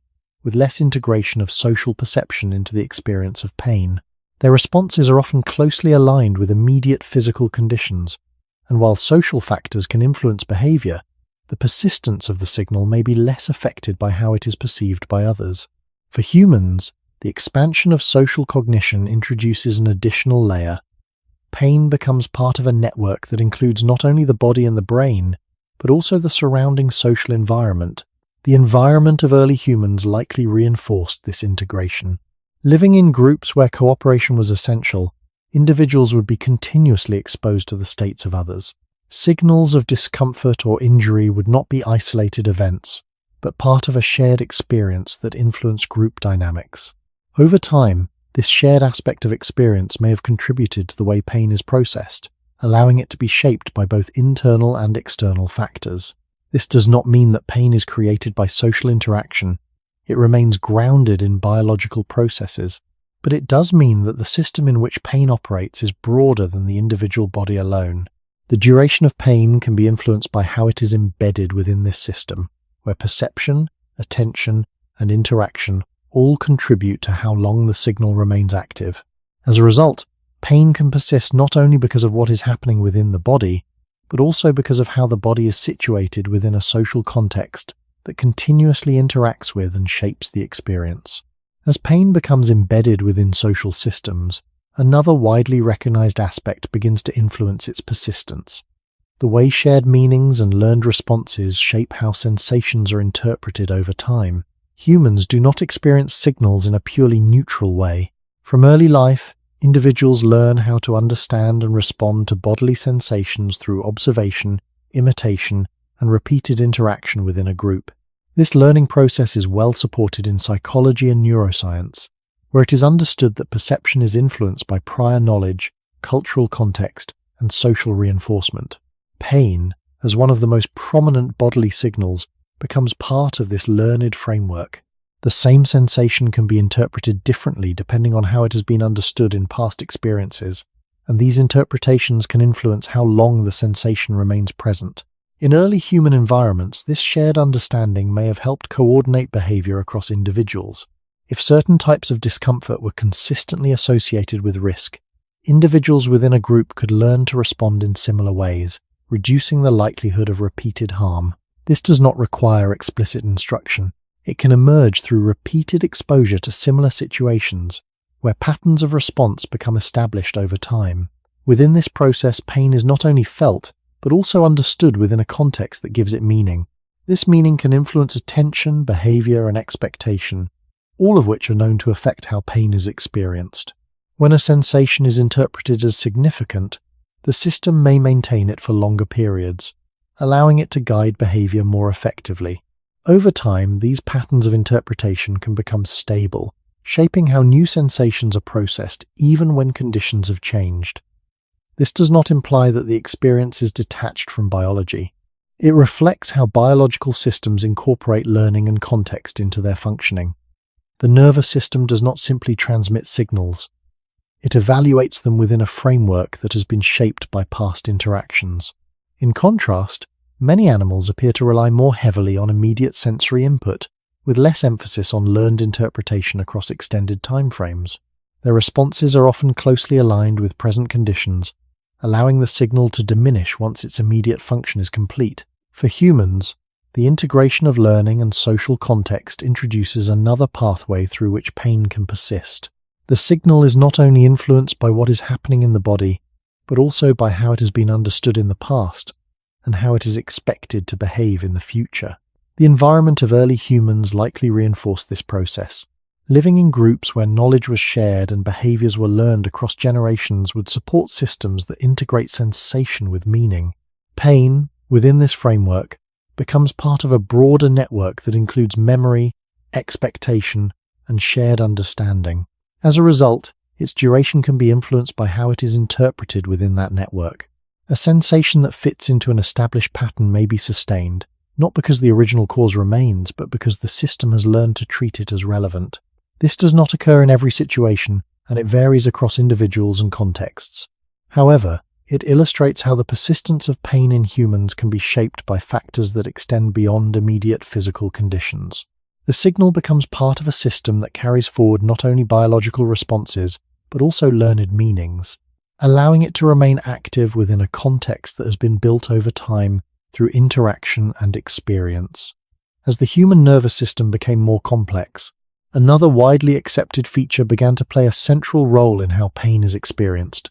The system does not only detect signals, it can also amplify them. This amplification is not random. It reflects how neural circuits adjust their responsiveness based on input over time. When signals from the body are repeated, sustained, or interpreted as significant, the pathways that carry those signals can become more active. This process is well recognized in neuroscience, where repeated stimulation can increase the responsiveness of neurons within certain circuits, making future signals easier to detect and more prominent in awareness. In the context of pain, this means that the experience is not determined solely by the original input from the body. It is also shaped by how the nervous system has adjusted to that input. In early human environments, this capacity to amplify signals may have supported survival. A signal that becomes more noticeable over time can help ensure that important information is not overlooked. If a certain type of strain or injury had serious consequences, increasing the sensitivity of the system could make it more likely that similar conditions would be detected earlier in the future. The body, in this sense, becomes more responsive to patterns that have been associated with risk. However, this increased responsiveness also means that the signal can become stronger or last longer than the initial input alone would produce. The system is no longer simply transmitting information. It is modifying that information based on prior activity. This modification can occur at multiple levels, from the spinal cord to higher regions of the brain, all of which are known to participate in processing sensory signals. When these levels interact, the result can be an experience that reflects both the current state of the body and the history of how the system has responded to similar inputs. In contrast, many animals appear to maintain a closer alignment between incoming signals and perceived intensity, with less extended amplification once the immediate need has passed. Their systems still adjust, but the balance between detection and amplification may be different, with a stronger emphasis on returning to baseline once the signal is no longer required for immediate action.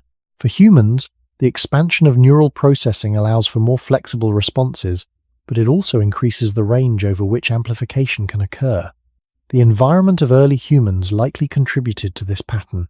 Repeated exposure to similar challenges, such as long-distance movement, tool use, and interaction with varied terrain, would create conditions where certain signals were encountered again and again. A system that amplifies these signals could help guide behavior more effectively, ensuring that important patterns are not ignored.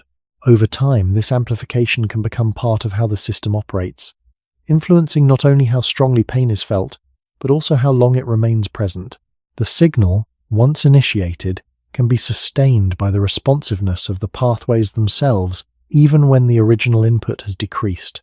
This does not imply that the experience is disconnected from the body. It remains grounded in biological processes. But it does mean that the relationship between input and experience is not always direct. Pain can become more intense or more persistent as a result of how the system has adapted to prior activity. This adds another layer to the persistence of pain in humans, where the signal is shaped not only by what is happening in the body, but also by how the nervous system has learned to respond to similar situations over time, allowing it to extend beyond the moment of initial cause. As amplification becomes more established within the nervous system, another widely recognized feature of pain processing begins to appear more clearly. The system can change its baseline level of responsiveness over time. This means that what is experienced as a normal or neutral state is not fixed. It can shift depending on how the system has been used and what it has been exposed to. In neuroscience, it is well understood that repeated or sustained input can alter how neurons respond, making them more likely to activate even with smaller signals. In the context of pain, this suggests that the threshold for producing a sensation can gradually decrease, allowing the experience to arise more easily and persist for longer periods. In early human environments, this adjustment of baseline responsiveness may have supported adaptation to repeated challenges. If certain types of strain or injury occurred frequently, a system that became more responsive could help detect potential harm earlier, guiding behavior in a way that reduces further damage. The body, through its internal processes, begins to operate with a heightened sensitivity to particular patterns, allowing it to respond more quickly when those patterns appear again. However, this heightened sensitivity also means that the system does not always return fully to its previous state after the initial input has passed. Instead, it may settle into a new baseline where signals are more easily produced and more readily sustained. This shift does not require ongoing damage. It reflects how the system has adapted to its history of input. The nervous system is not only reacting to what is happening now, it is also carrying forward the effects of what has happened before, adjusting its responsiveness accordingly. This process can occur at multiple levels, including peripheral nerves and central pathways, all of which contribute to how signals are generated and perceived. In contrast, many animals appear to maintain a baseline that is more closely tied to immediate conditions, with a tendency to return more fully to a prior state once the need for heightened responsiveness has passed. Their systems still adapt, but the duration and extent of these changes may be more limited in relation to the timescales of their activity and lifespan. For humans, the extended timeline and repeated exposure to similar conditions allow these shifts in baseline to become more pronounced. The environment of early humans likely reinforced this pattern. Activities such as repeated movement across terrain, the use of tools, and the need to endure varying conditions would all contribute to sustained input into the system. Over time, this input can lead to adjustments in how the system defines its normal state. Pain, within this framework, is not only a response to a specific event, but also a reflection of how the system has recalibrated itself. A sensation that once required a stronger input may now arise with less, and once present, it may remain for longer because the system is operating from a different baseline. This does not imply that the experience is disproportionate or without biological basis. It reflects how the nervous system adapts to patterns over time, incorporating past input into its current functioning.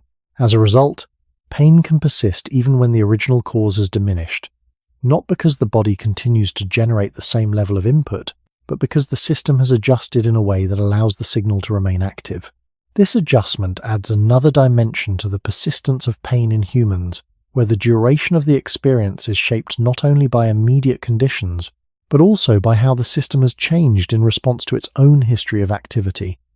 As amplification and lowered thresholds continue to shape how pain is processed, another widely accepted aspect of the nervous system becomes important to consider. Once a pattern of signaling is established, the system can begin to maintain that pattern even when the original input has diminished. This persistence does not rely on a single mechanism. It emerges from the interaction of multiple processes, including ongoing neural activity, feedback loops, and the integration of signals across different levels of the nervous system. In neuroscience, it is well understood that networks of neurons can sustain activity through recurrent connections, where signals circulate within the system rather than fading immediately after the initial input ends. In the context of pain, this means that the experience can continue even when the direct signals from the body are reduced. The system, once activated, may not return instantly to its previous state. Instead, it can remain in a condition where activity is sustained for a longer period. In early human environments, this capacity for sustained activity may have provided a form of continuity that supported behavior over time. A signal that remains present can continue to guide movement, attention, and decision-making even after the immediate cause has passed. This continuity could be useful in situations where the consequences of an injury extend beyond the moment of damage, affecting mobility or increasing vulnerability in the following period. However, when this sustained activity interacts with amplification and lowered thresholds, the result can be a signal that persists beyond what is necessary for immediate protection. The system does not simply turn off when the input decreases. It gradually returns to baseline, and in some cases, this return can be delayed or incomplete. This does not imply that the system is malfunctioning. It reflects how biological networks operate when they have been shaped by repeated activation. The pathways that have been strengthened, the thresholds that have been lowered, and the feedback loops that have been established all contribute to how long the signal remains active. In contrast, many animals appear to show a more rapid decline in signaling once the immediate need has passed, suggesting a system that is more tightly coupled to direct input. Their neural activity may still persist for short periods, but the balance between activation and deactivation may favor a quicker return to baseline. For humans, the expanded complexity of the nervous system allows for a broader range of temporal dynamics, where signals can extend over longer periods and interact with other processes such as memory and attention. The environment of early humans may have reinforced this pattern. Repeated exposure to similar challenges, combined with the need to maintain awareness of potential risk over time, would support systems that do not shut down immediately. Pain, within this framework, becomes part of a network that can sustain itself long enough to influence behavior beyond the moment of injury. Over time, this capacity for sustained activity can contribute to the persistence of pain, especially when combined with other factors that have already been described. The signal is not only amplified and more easily triggered, but also more likely to continue once it has begun. This creates a condition where the duration of pain is shaped by the internal dynamics of the system as much as by the original input. The experience reflects not only what is happening in the body at a given moment, but also how the nervous system has been configured through past activity to maintain and process signals over time. This adds another layer to the understanding of why pain in humans can last longer, showing that the persistence of the signal is supported by the structure and behavior of the system itself, rather than being solely dependent on the presence of ongoing damage. As these processes of amplification, lowered thresholds, and sustained activity begin to interact over time, a condition emerges that is widely recognized in modern biology and medicine. Pain can persist even when there is no clear ongoing tissue damage. This does not mean that the experience is without biological basis. Rather, it reflects a situation where the relationship between physical injury and perceived pain becomes less direct. The nervous system, having adapted through repeated input and reinforcement, can continue to generate signals that are no longer tightly linked to a specific structural problem in the body. In early human environments, this separation may not have been as visible, not because it did not exist, but because the conditions of life often required continuous movement and adaptation. Signals that persisted might still align with ongoing demands placed on the body. However, as the system becomes more complex, and as individuals live longer within changing environments, this separation becomes easier to observe. Pain in this context is no longer a simple indicator of current damage. It becomes part of a broader state within the nervous system, one that reflects its history of activation and adaptation. Widely accepted research shows that the nervous system can become sensitized, meaning that it responds more strongly or more persistently to input. This sensitization can occur both at the level of peripheral nerves and within central pathways, contributing to a condition where normal or minor inputs are experienced as more significant than they would be in a less sensitized system. This does not require ongoing injury. It arises from how the system has changed over time. When combined with the predictive and regulatory processes already described, the result can be a pattern where pain is maintained by the system itself, rather than by a continuous external cause. This does not imply that the experience is detached from the body. It remains grounded in biological activity within the nervous system, but it does mean that looking only at the condition of tissues may not fully explain the presence or duration of pain. The system has become capable of sustaining the signal independently of the original event. In contrast, many animals appear to maintain a closer alignment between tissue condition and pain experience, with less evidence of long-term persistence once the immediate cause is resolved. Their systems may still exhibit forms of sensitization, but the duration and expression of these changes may be more limited within the context of their activity and lifespan. For humans, the extended timeline and the accumulation of experiences allow these processes to become more pronounced. The environment of early humans likely contributed to this pattern by placing repeated demands on the body and requiring systems that could adapt over time. Pain, as part of this adaptive system, becomes linked not only to injury, but also to the state of the nervous system itself. As a result, the persistence of pain can be understood as an outcome of how the system has been shaped, where the signal reflects both current input and the history of how the system has learned to respond. This introduces a further distinction between human pain and that of many other animals. The signal is no longer strictly bounded by physical damage. It can exist as part of an ongoing state within the nervous system, influenced by past experience, current conditions, and internal dynamics that allow it to remain active even when the original cause is diminished or is no longer present. As the separation between tissue condition and the experience of pain becomes more apparent, another widely accepted aspect of this relationship begins to take shape, one that reflects how the nervous system organizes meaning over time. Pain is not only a signal that travels from the body to the brain, it is also something that is interpreted within a system that has been shaped by previous experience. This interpretation does not occur through conscious decision. It emerges from how neural networks compare incoming sensory input with stored patterns, adjusting the response based on what the system has learned to recognize as significant. When a sensation enters this system, it is not evaluated in isolation. It is placed within a context that includes memory, expectation, and prior associations. If that context has been reinforced over time, the system may respond in a way that extends the duration of the signal beyond the immediate input.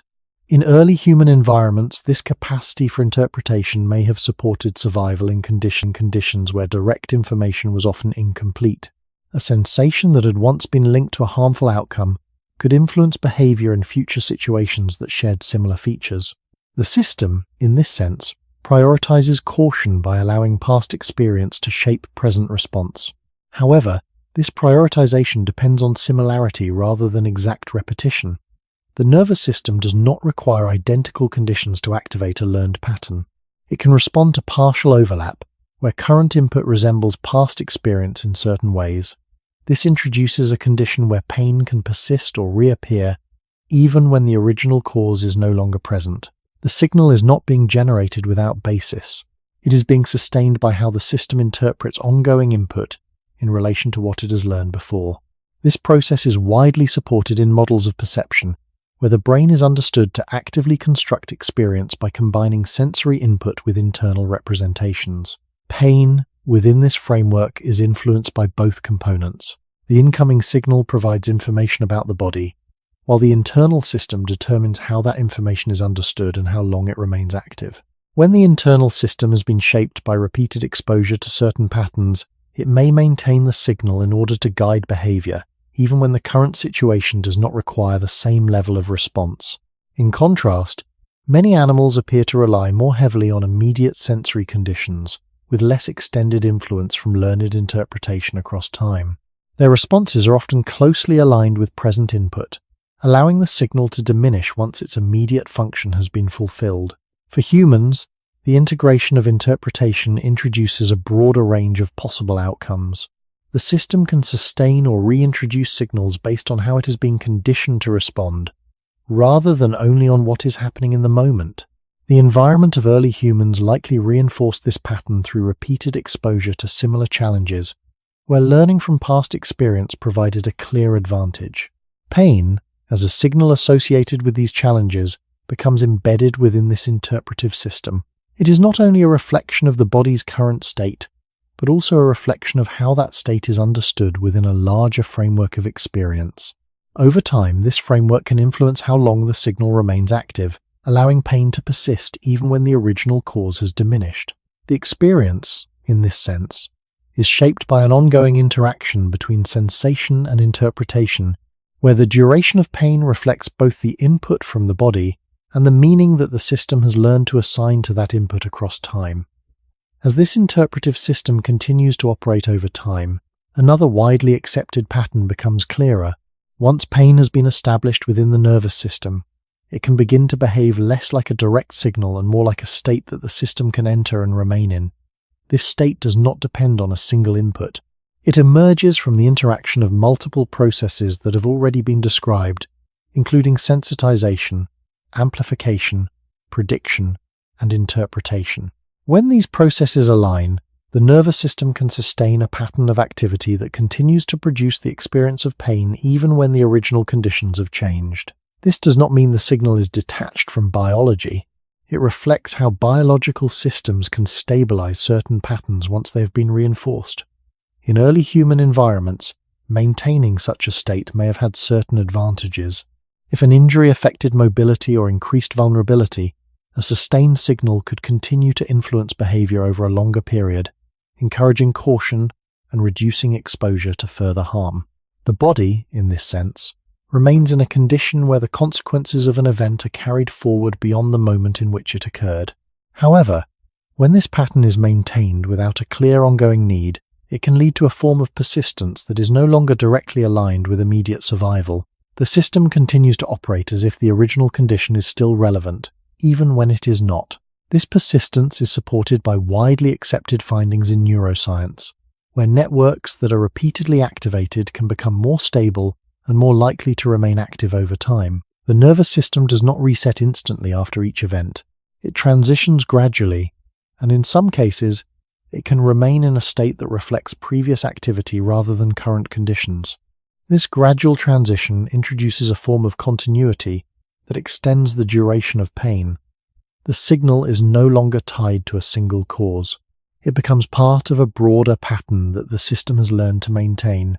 In contrast, many animals appear to show a more rapid return to baseline once the immediate cause has passed, suggesting a system that is more tightly regulated around current input. Their responses may still involve learning and adaptation, but the persistence of a pain-related state may be less pronounced within the timescales of their activity. For humans, the expansion of neural complexity and the integration of multiple processes allow for a wider range of states, including those that can persist independently of a single triggering event. The environment of early humans likely reinforced this capacity by requiring systems that could maintain awareness of risk over time, rather than responding only to immediate conditions. Pain, within this framework, becomes part of a state that can be sustained, not only as a reflection of what is happening now, but as a continuation of what has happened before. This state can influence movement, attention, and perception, shaping how the body interacts with its environment across extended periods. As a result, the persistence of pain can be understood as an outcome of how the nervous system organizes and maintains activity over time. The signal does not simply appear and disappear. It can stabilize within the system, becoming part of an ongoing condition that reflects both past input and current processing. This marks a further step in the divergence between human pain and that of many other animals, where the experience is not only a response to damage, but also a state that the system can enter, maintain, and gradually move away from, depending on how its internal processes have been shaped across time. When we look back toward earlier human environments, another pattern begins to appear, one that helps clarify why the persistence of pain may not have been as prominent in the same way. In conditions where daily life required continuous movement, adaptation, and immediate response to changing surroundings, the body and its signals were closely tied to ongoing activity. Pain, within this setting, would still arise, but it would exist within a context that did not allow for long periods of sustained internal focus. The demands of movement, resource gathering, and environmental awareness required attention to shift constantly between different tasks and stimuli. Widely accepted findings in anthropology suggest that for much of human history, daily life involved varied physical activity rather than prolonged stillness. This variation may have influenced how long certain signals remained active within the system. When attention is distributed across multiple changing inputs, a single signal may have less opportunity to dominate awareness for extended periods. This does not eliminate pain, but it can affect how it is experienced and how long it remains prominent. In early environments, a sensation that arose during movement might be followed by a change in posture, terrain, or activity, allowing the system to adjust in ways that gradually reduce the signal. The body was not held in a single configuration for long, and this constant variation could provide conditions where signals were less likely to persist in the same form. In contrast, when activity becomes more limited or repetitive, attention may remain focused on a smaller range of inputs. A sensation that arises in this context has fewer competing signals, making it more likely to remain in awareness. The nervous system, which prioritizes certain inputs based on relevance, may continue to process the same signal if the surrounding conditions do not change.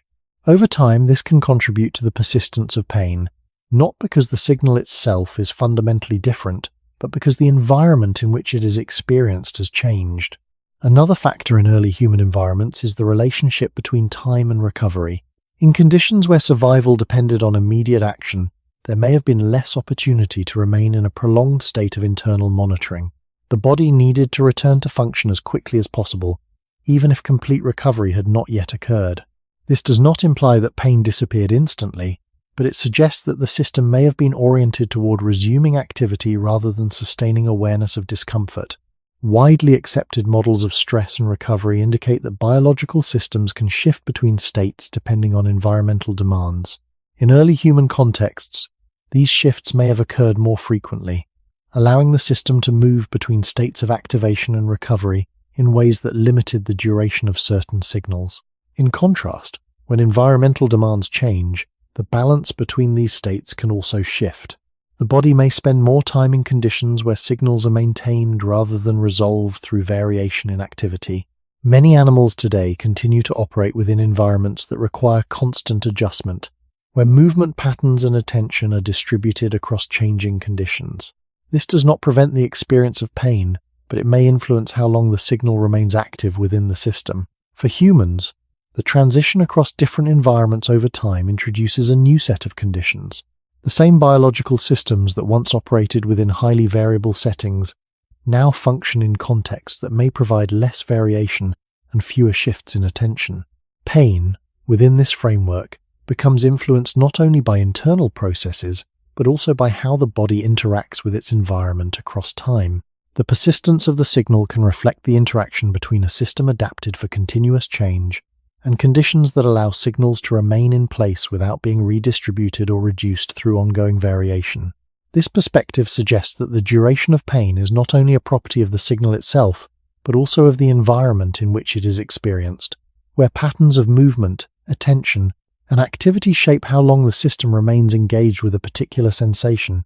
As the contrast between earlier human environments and later conditions becomes clearer, another widely accepted factor begins to shape how pain persists: the structure of daily time itself. In early human contexts, time was closely tied to environmental cycles, such as light and darkness, temperature changes, and the availability of resources. Activity was often distributed across these cycles, with periods of movement, rest, and variation occurring in response to external conditions rather than fixed schedules. This structure meant that the body was regularly shifting between different states, both physically and physiologically. Widely accepted research in chronobiology shows that biological systems respond to these cycles by adjusting patterns of activity, recovery, and internal regulation. When these patterns are aligned with environmental variation, the system may move more fluidly between states, allowing signals such as pain to rise and fall within a broader rhythm. In early human environments, this rhythm may have provided natural intervals where the system could reduce or redistribute signals. A sensation that appeared during one phase of activity might be followed by a different phase where the body's state changed, altering how that sensation was processed. Over time, this shifting structure could limit how long any single signal remained dominant. In contrast, when daily time becomes more uniform, with similar patterns repeated across long periods, the system may spend more time in a narrower range of states. This does not require modern conditions to be relevant. Even within early agricultural societies, more regular patterns of work and rest could begin to reduce variation in how time was experienced. When the body remains within similar conditions for extended periods, the opportunities for natural transitions between states may become less frequent. The nervous system, which adapts to patterns over time, begins to operate within this more consistent structure. Signals that arise within it may persist longer, not because they are stronger, but because the surrounding conditions do not change in ways that allow them to diminish. Another widely recognized aspect of biological regulation is that recovery processes are influenced by timing and variability. Systems that alternate between different states can often regulate themselves more effectively than those that remain in a single state for extended periods.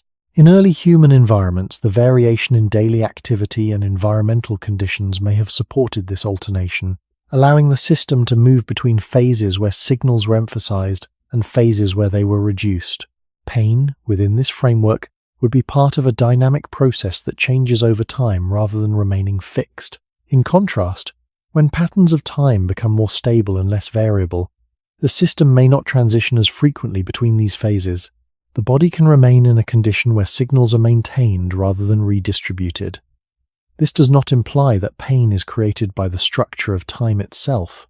It reflects how biological systems interact with temporal patterns, The duration of a signal can be influenced by how often the system shifts between different states, and when those shifts become less frequent, the signal may remain active for longer periods. Many animals continue to operate within environments where activity and rest are closely linked to environmental cycles, maintaining variation in how time is experienced.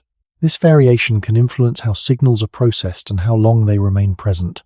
For humans, changes in how time is structured introduce another layer to the persistence of pain. The same biological systems that evolved to function within changing cycles now operate within conditions that may offer fewer transitions, allowing signals to remain active within a more stable but less varied framework. As a result, pain can persist not only because of internal processes, but also because of how those processes are embedded within patterns of time that no longer shift in the same way, reducing the opportunities for the system to move away from a sustained state of activation. Another way to understand earlier human environments is to look at what was absent as much as at what was present.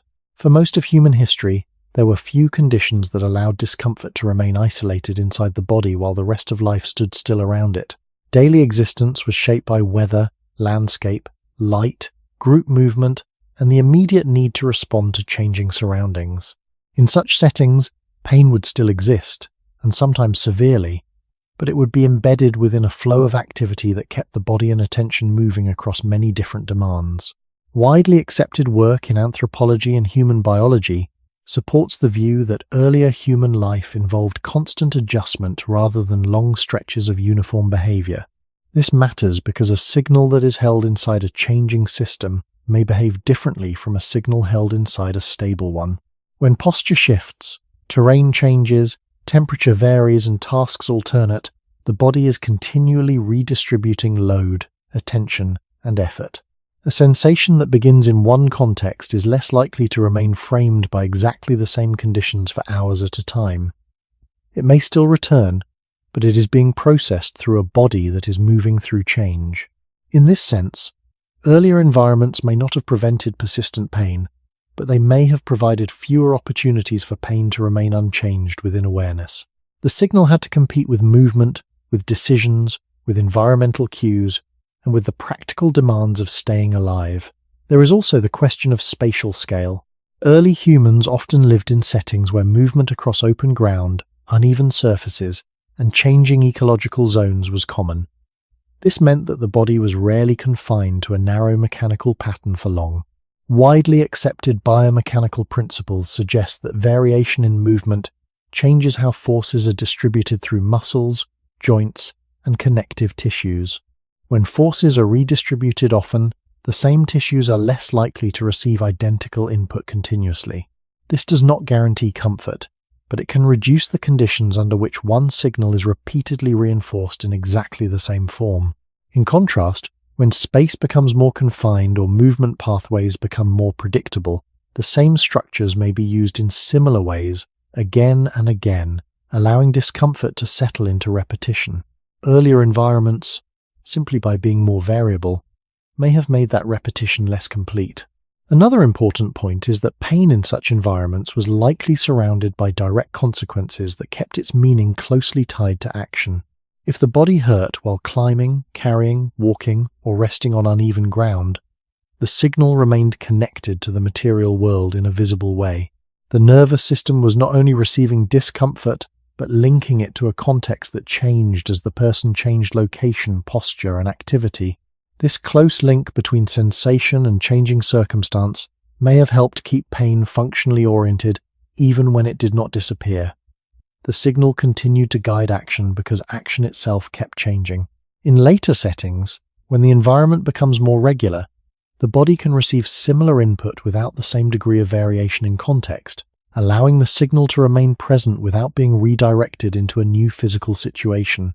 Many animals still live within this kind of variable world, where movement, rest, vigilance, and environmental response are woven together across the day. Their pain systems are not simple, but their lives often remain embedded in conditions that constantly alter how the body is used and what the nervous system must prioritize. For humans, the deep history of living in variable landscapes may help explain why pain behaves differently when the surrounding world becomes less variable than the body was shaped for. The same nervous system that evolved within motion, uncertainty, and changing terrain can begin to hold pain longer when those natural interruptions become weaker. From that perspective, persistent pain is not only about the signal itself, it is also about what kind of world receives the signal, how often that world changes, and whether the body still has the moving, shifting environment in which that signal once had more chances to rise, guide, and gradually recede.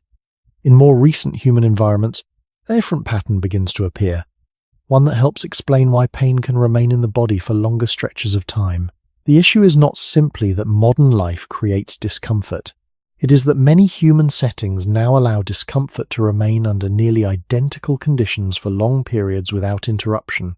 Widely accepted work in physiology, biomechanics, and pain science supports the idea that repeated posture, reduced variation in movement, and sustained attention to the same bodily region can all contribute to the persistence of pain.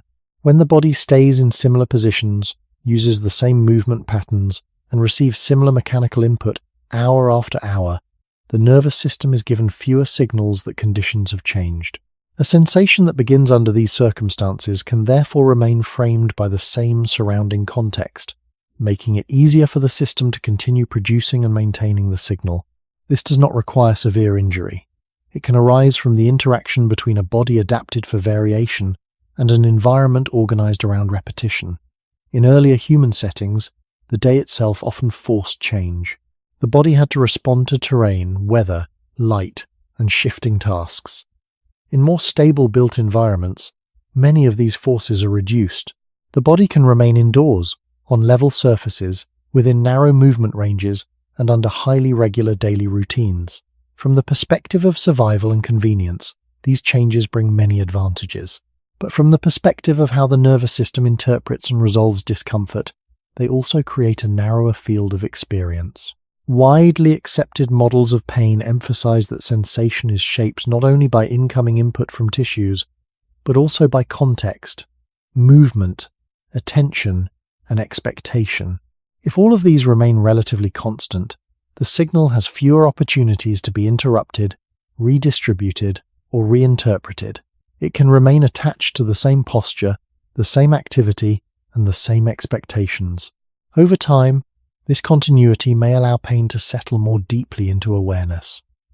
Another important feature of recent environments is that they often separate discomfort from immediate action. In earlier human history, if the body hurt during movement, the response often involved changing movement, changing location, or changing task. In more regular settings, discomfort can exist while the person continues the same task in the same place under the same conditions. The body receives the signal, but the surrounding structure does not shift enough to alter the signal's meaning. The nervous system, which learns through patterns, begins to encounter the same combination repeatedly, the same posture, the same input, the same sustained awareness. Widely accepted principles in neuroscience suggest that repeated pairing of a context with a sensation can strengthen how that sensation is processed. Pain in this framework is not only lasting because of the body itself, but because the environment keeps presenting the same pattern to the system again and again. There is also a temporal dimension to this change. In many recent settings, humans can remain in long, uninterrupted blocks of similar activity, whether sitting, standing, concentrating, or repeating small movements. Biological systems, however, often regulate more effectively when activity is distributed across varied states.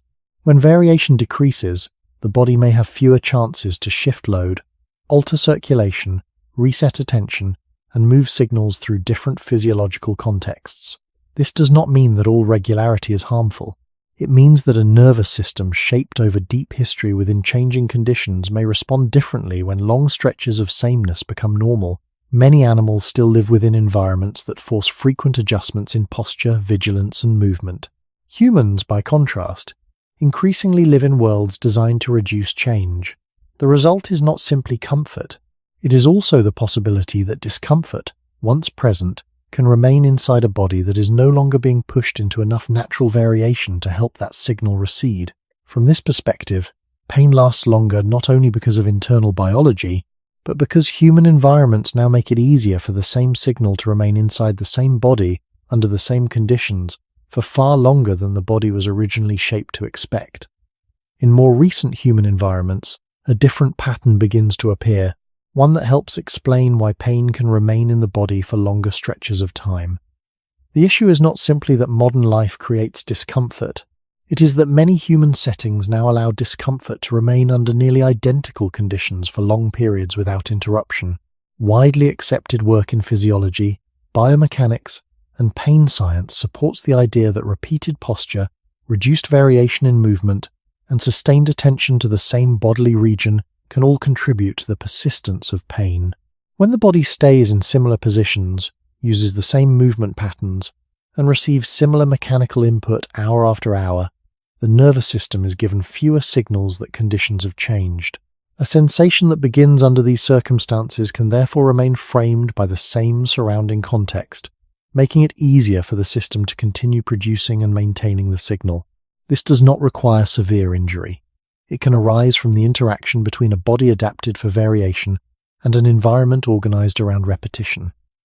In earlier human settings, the day itself often forced change. The body had to respond to terrain, weather, light, and shifting tasks. In more stable built environments, many of these forces are reduced.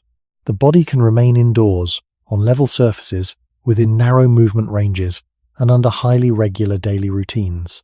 From the perspective of survival and convenience, these changes bring many advantages. But from the perspective of how the nervous system interprets and resolves discomfort, they also create a narrower field of experience. Widely accepted models of pain emphasize that sensation is shaped not only by incoming input from tissues, but also by context, movement, attention, and expectation. If all of these remain relatively constant, the signal has fewer opportunities to be interrupted, redistributed, or reinterpreted. It can remain attached to the same posture, the same activity, and the same expectations. Over time, this continuity may allow pain to settle more deeply into awareness.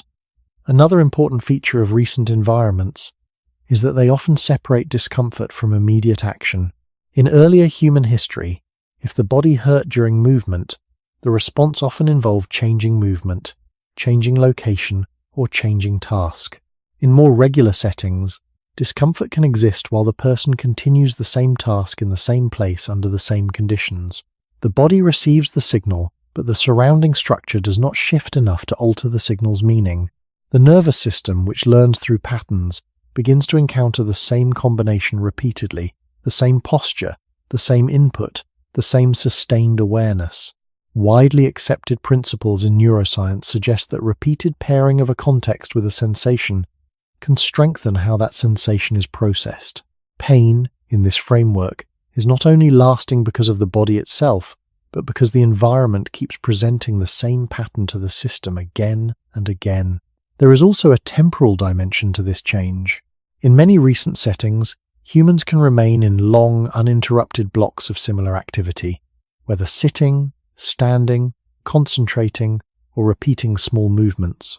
Biological systems, however, often regulate more effectively when activity is distributed across varied states. When variation decreases, the body may have fewer chances to shift load, alter circulation, reset attention, and move signals through different physiological contexts. This does not mean that all regularity is harmful. It means that a nervous system shaped over deep history within changing conditions may respond differently when long stretches of sameness become normal. Many animals still live within environments that force frequent adjustments in posture, vigilance, and movement. Humans, by contrast, increasingly live in worlds designed to reduce change. The result is not simply comfort. It is also the possibility that discomfort, once present, can remain inside a body that is no longer being pushed into enough natural variation to help that signal recede. From this perspective, pain lasts longer not only because of internal biology, but because human environments now make it easier for the same signal to remain inside the same body under the same conditions for far longer than the body was originally shaped to expect. As these more stable environments continue to shape daily life, another widely accepted factor begins to influence how pain persists: the way attention is held for extended periods without interruption. Human attention is not designed to remain fixed on a narrow range of input indefinitely. In many natural settings, attention shifts frequently between different stimuli, guided by movement, environmental change, and social interaction. These shifts are not random. They are part of how the nervous system regulates itself, distributing processing across multiple sources of information. When attention moves, the relative prominence of any single signal can also change. A sensation that is noticeable in one moment may become less dominant as other inputs take priority. In more stable environments, however, attention can remain focused within a limited field for long periods. Activities that require sustained concentration, or that involve minimal variation in surroundings, can reduce the number of competing inputs. Widely accepted research in cognitive science and neuroscience shows that attention can amplify the processing of selected signals, making them more prominent within awareness. When attention remains directed toward a particular region of the body, or toward a task that involves that region, the associated signals can become more noticeable and more persistent. This does not create pain from nothing. It alters how existing signals are processed, increasing their salience within the system. Over time, this sustained focus can contribute to the continuation of pain, especially when it is combined with other factors such as repetition and reduced movement. In early human environments, attention was often distributed across a changing landscape. Movement required awareness of terrain, weather, and other individuals, creating a constant flow of shifting inputs. This distribution may have limited how long any single internal signal remained dominant, even if it did not eliminate the signal itself. In contrast, when attention is held within a stable context, the system may continue to process the same signal without interruption. The nervous system, which adapts to patterns, begins to treat this sustained input as significant, reinforcing its presence over time. Another aspect of attention that is widely recognized is its interaction with expectation. When a person becomes aware of a sensation and anticipates its continuation, attention may return to that sensation repeatedly, even without conscious intention. This repeated return can strengthen how the signal is processed, allowing it to remain active within awareness. The environment, by supporting conditions where attention is less frequently redirected, can contribute to this pattern. The body receives input, the mind attends to it, and the absence of competing stimuli allows that attention to persist.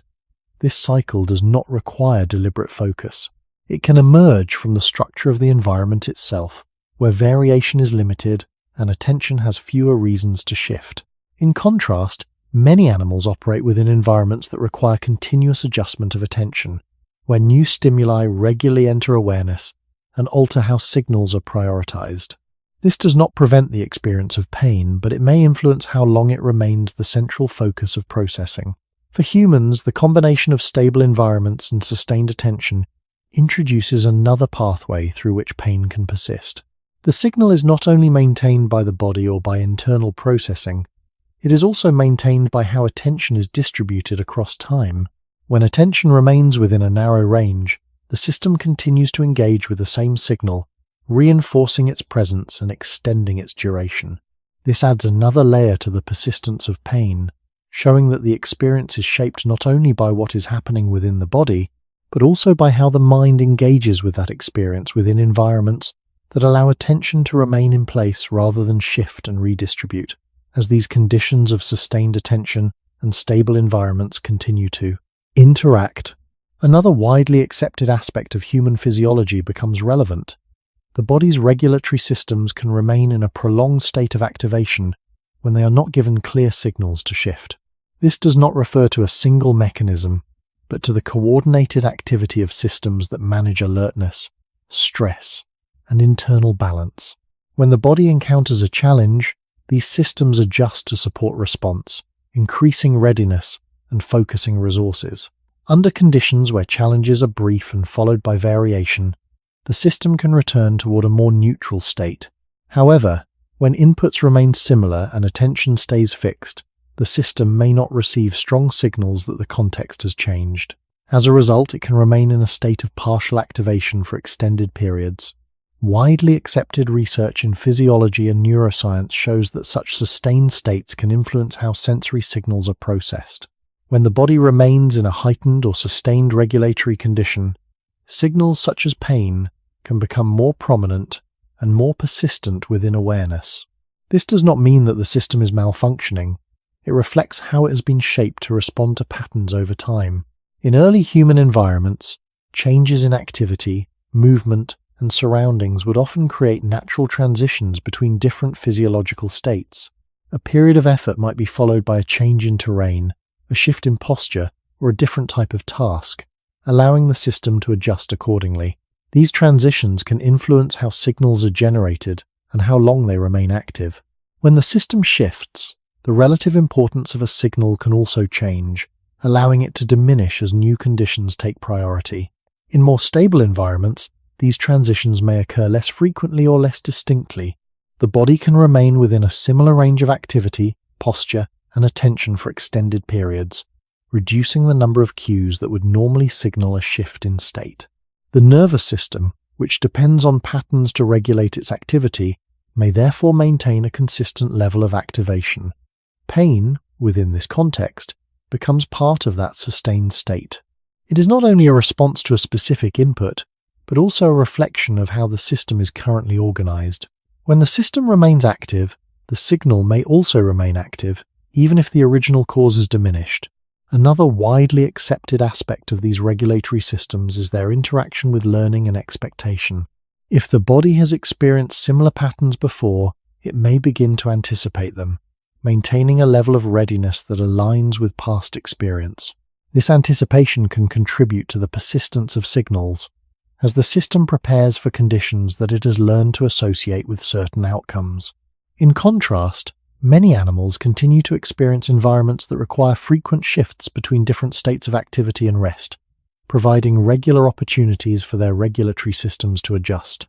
These shifts can influence how long signals remain active within the system. For humans, the combination of stable environments, sustained attention, and extended timelines introduces conditions where the body may remain in a consistent regulatory state for longer periods. Pain, within this framework, is not only influenced by the presence of injury or strain, it is also influenced by how the system maintains its internal state across time. The persistence of the signal can reflect the continuity of that state, where the body has not received sufficient variation to signal a transition. This perspective adds another dimension to understanding why pain can last longer in humans, showing that it is shaped not only by specific inputs, but also by the broader regulatory patterns within which those inputs are processed. Patterns that have changed as human environments have become more stable and less variable than those in which the system originally evolved. When all of these elements are considered together, a broader pattern begins to emerge, one that is widely supported by current scientific understanding. The human experience of pain reflects systems that were shaped under conditions very different from those in which they now operate. These systems did not evolve for comfort or for precision in every situation.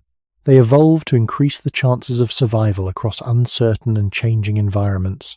In those conditions, it was often safer for the body to respond strongly, to remember, and to anticipate, even if this meant that signals sometimes extended beyond the immediate need. Over long periods of time, natural selection does not remove every inefficiency. It preserves systems that work well enough under the pressures that matter most. Pain, within this framework, becomes part of a set of mechanisms that favor caution and continuity over perfect alignment with current conditions. In early human environments, this bias may have carried clear advantages. A system that responded strongly to potential harm, retained information about past injury, and prepared for future risk could support survival in situations where mistakes had serious consequences. The cost of occasional persistence in the signal may have been outweighed by the benefit of avoiding repeated harm. However, as human environments changed, these same systems began to operate under different conditions. Widely accepted research in evolutionary biology and medicine suggests that traits shaped in one environment can behave differently when the environment changes. This does not imply that the traits are flawed. It reflects that they were not specifically optimized for the new context. Pain, as part of this system, continues to follow patterns that were useful in earlier conditions, even when those patterns no longer align perfectly with present needs. This creates what can be understood as a form of mismatch. The body carries forward mechanisms that expect variation, movement, uncertainty, and immediate consequences, while many human environments now provide stability, repetition, and extended timeframes. Within this mismatch, signals that were once brief and context-dependent can become more persistent, not because their original purpose has changed, but because the surrounding conditions no longer provide the same cues for resolution. The nervous system continues to operate according to principles that have been shaped over long evolutionary periods, integrating memory, prediction, and regulation in ways that favor continuity. When these principles interact with environments that reduce variation and maintain similar conditions over time, the result can be a signal that remains active longer than expected. This does not mean that pain is no longer meaningful. It remains a reflection of how the body is functioning within its current context. But that context now includes both the present environment and the inherited structure of the system itself. In contrast, many animals continue to live within environments that are more closely aligned with the conditions under which their systems evolved, allowing their signals to remain more tightly coupled to immediate circumstances. For humans, the gap between these two layers introduces complexity into how pain is experienced. The signal is influenced not only by the body and the brain, but also by the relationship between past and present conditions. This perspective does not provide a single explanation for why pain persists, but it offers a framework for understanding how multiple widely accepted factors can combine to produce an experience that extends beyond the moment of injury. Pain, in this sense, can be seen as part of an ongoing dialogue between a system shaped by deep history and an environment that has changed more rapidly than that system itself. As this evolutionary mismatch becomes clearer, another widely accepted point follows from it. The human pain system is not best understood as broken when it persists, but as operating according to priorities that were shaped under older conditions. Natural selection does not build systems that are perfectly accurate in every setting. It tends to preserve systems that are protective enough to improve survival under recurring pressures. In that kind of logic, a pain system that sometimes continues too long may still be favored over a pain system that ends too quickly and allows repeated injury. This principle is well aligned with accepted thinking in evolutionary biology, where defensive systems are often understood to err on the side of caution because the cost of under-response can be greater than the cost of over-response. In early human environments, where mobility, exposure, and physical vulnerability were constant realities, that bias toward caution may have been useful.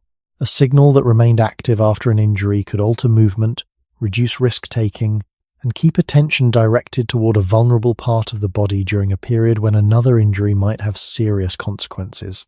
The same is true of a system that anticipates harm, remembers it, and becomes more responsive after repeated stress. None of these features would need to be perfect to be preserved. They would only need to increase the chance that the individual survives long enough to continue functioning within the group and environment. However, once those same protective features are placed into environments with lower immediate danger, but higher repetition, longer timelines, and more stable conditions, their behavior can begin to look excessive. The system is still doing what it was shaped to do, but it is doing so in a world that no longer provides the same feedback. Widely accepted ideas in evolutionary medicine suggest that many features of the human body make more sense when viewed through this lens. Traits that were useful or acceptable under ancestral conditions can produce costs under newer conditions, not because the body has failed, but because the environment has changed faster than the underlying biology. Pain fits well within this framework. A system designed to protect through caution, continuity, and sensitivity may perform differently when the body is no longer moving through constant, instead of rising and then gradually receding within changing conditions. The signal may remain in place because the surrounding conditions remain in place as well.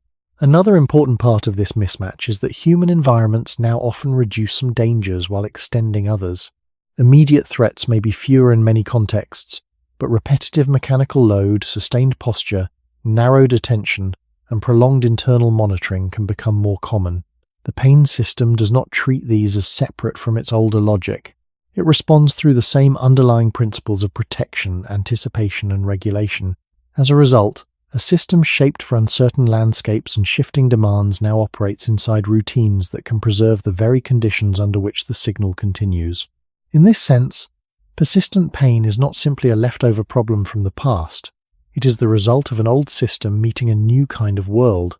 Many animals remain more closely embedded in environments that continue to force movement, vigilance, and rapid shifts in activity.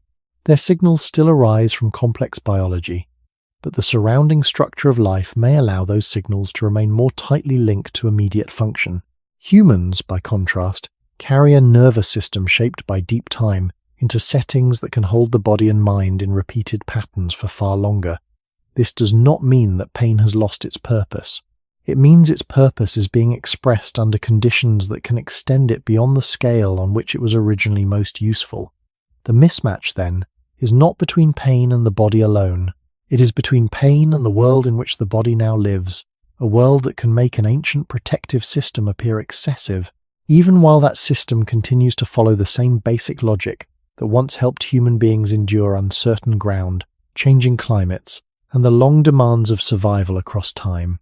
Seen from this angle, the persistence of human pain begins to look less like a single defect and more like an echo, a pattern continuing after the world that shaped it has partly disappeared. An echo does not create a new sound from nothing. It carries forward an earlier sound into a different space, where its duration changes because the environment around it has changed. In a similar way, many widely accepted features of human pain can be understood as signals shaped under ancestral conditions that now continue inside environments with different rhythms, different movement patterns, and different forms of attention. The human nervous system still relies on memory, prediction, amplification, and regulation because those features were part of how the body managed danger across long stretches of evolutionary time. In earlier conditions, these features were embedded in lives marked by variation. Movement changed often. Surfaces were uneven. Tasks shifted. Days followed light, temperature, and resource patterns. A signal could arise within one context and then be carried into another before it had time to settle into repetition. That did not make pain simple, and it certainly did not make it absent, but it may have limited how easily one signal could remain trapped within the same physical and mental setting for long periods. In more recent human settings, that surrounding variation is often reduced. The body can remain in similar postures, the mind can remain within narrow channels of attention, and the nervous system can receive repeated patterns with fewer interruptions. Under those conditions, an old protective logic may begin to produce new outcomes. The signal lasts longer not because evolution intended suffering as a permanent state, but because systems built to favor caution are now operating in worlds that preserve continuity more than change. Widely accepted evolutionary thinking helps make sense of this. Natural selection does not prepare organisms for every future environment. It works through past pressures. If a trait improved survival often enough, it could remain, even if it later carried costs under different conditions. Pain belongs to that kind of history. It is still doing work that once mattered deeply, holding attention, shaping behavior, preserving memory of harm, and preparing the body for possible danger. But when the environment no longer provides the same transitions that once helped close the loop, the signal can continue. In that sense, persistent pain can be understood as an ancient system encountering a modern scale of repetition. This perspective also helps explain why the question is not simply whether pain is real, excessive, useful, or useless. The answer may shift depending on which layer of the system we are looking at. At the level of deep biological history, pain remains one of the body's most important protective capacities. At the level of present-day experience, that same capacity can outlast the moment it was meant to guard. Both can be true at once. The signal can be biologically grounded and still become prolonged under conditions that no longer match the world in which its rules were formed. Many animals still live in environments where movement, attention, and danger remain closely tied to immediate conditions. Humans, by contrast, carry into the present a body shaped by older landscapes and older demands. What we call persistent pain may therefore be, at least in part, the sound of that earlier world still reverberating inside the nervous system. It is not a perfect explanation, and it should not be turned into an absolute conclusion for every case. But it offers a careful way to understand why human pain can last longer than the moment of injury itself. The body may not simply be failing to stop a signal. It may be continuing to follow a logic that was once adaptive, now prolonged by a world that keeps the signal in place longer than the old world usually did. When all of these layers are brought together, the experience of human pain begins to take on a form that is less about a single cause and more about how multiple systems interact across time. Pain is not only a signal from the body, and it is not only a construction of the brain. It is an outcome of how biological processes, shaped by long evolutionary history, operate within present conditions that may differ from those in which those processes developed. Widely accepted research across neuroscience, physiology, and evolutionary biology supports the view that sensation emerges from the interaction between incoming input and internal processing, both of which are influenced by context, memory, and environment. This means that pain can reflect not only what is happening in tissues at a given moment, but also how the system has been shaped by prior experience and how it is currently organized. In early human environments, these layers would have been continuously interacting within a setting that changed from moment to moment. Movement varied, attention shifted, and environmental demands required constant adjustment. Pain, within that flow, would still be present, but it would be part of a system that was always moving between different states. The signal could rise, guide behavior, and then be carried into new conditions that gradually altered how it was processed. In more stable environments, the same systems operate within a narrower range of variation. Movement patterns can repeat, attention can remain fixed, and daily structures can reduce the number of transitions between states.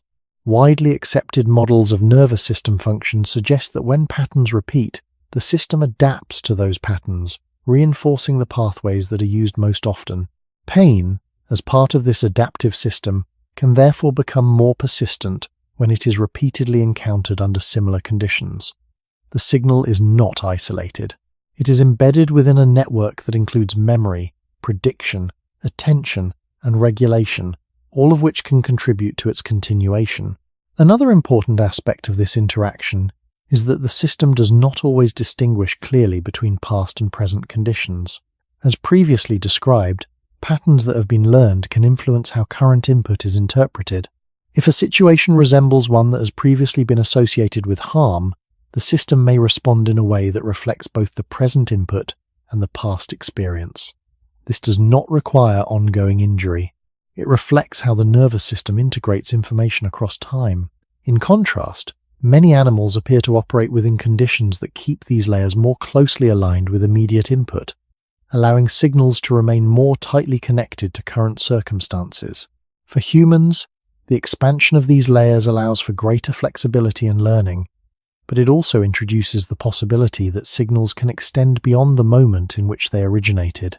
The environment of early humans likely supported a balance between these layers, where variation in activity and context helped prevent any single pattern from dominating for long periods. As environments become more stable and patterns more repetitive, that balance can shift.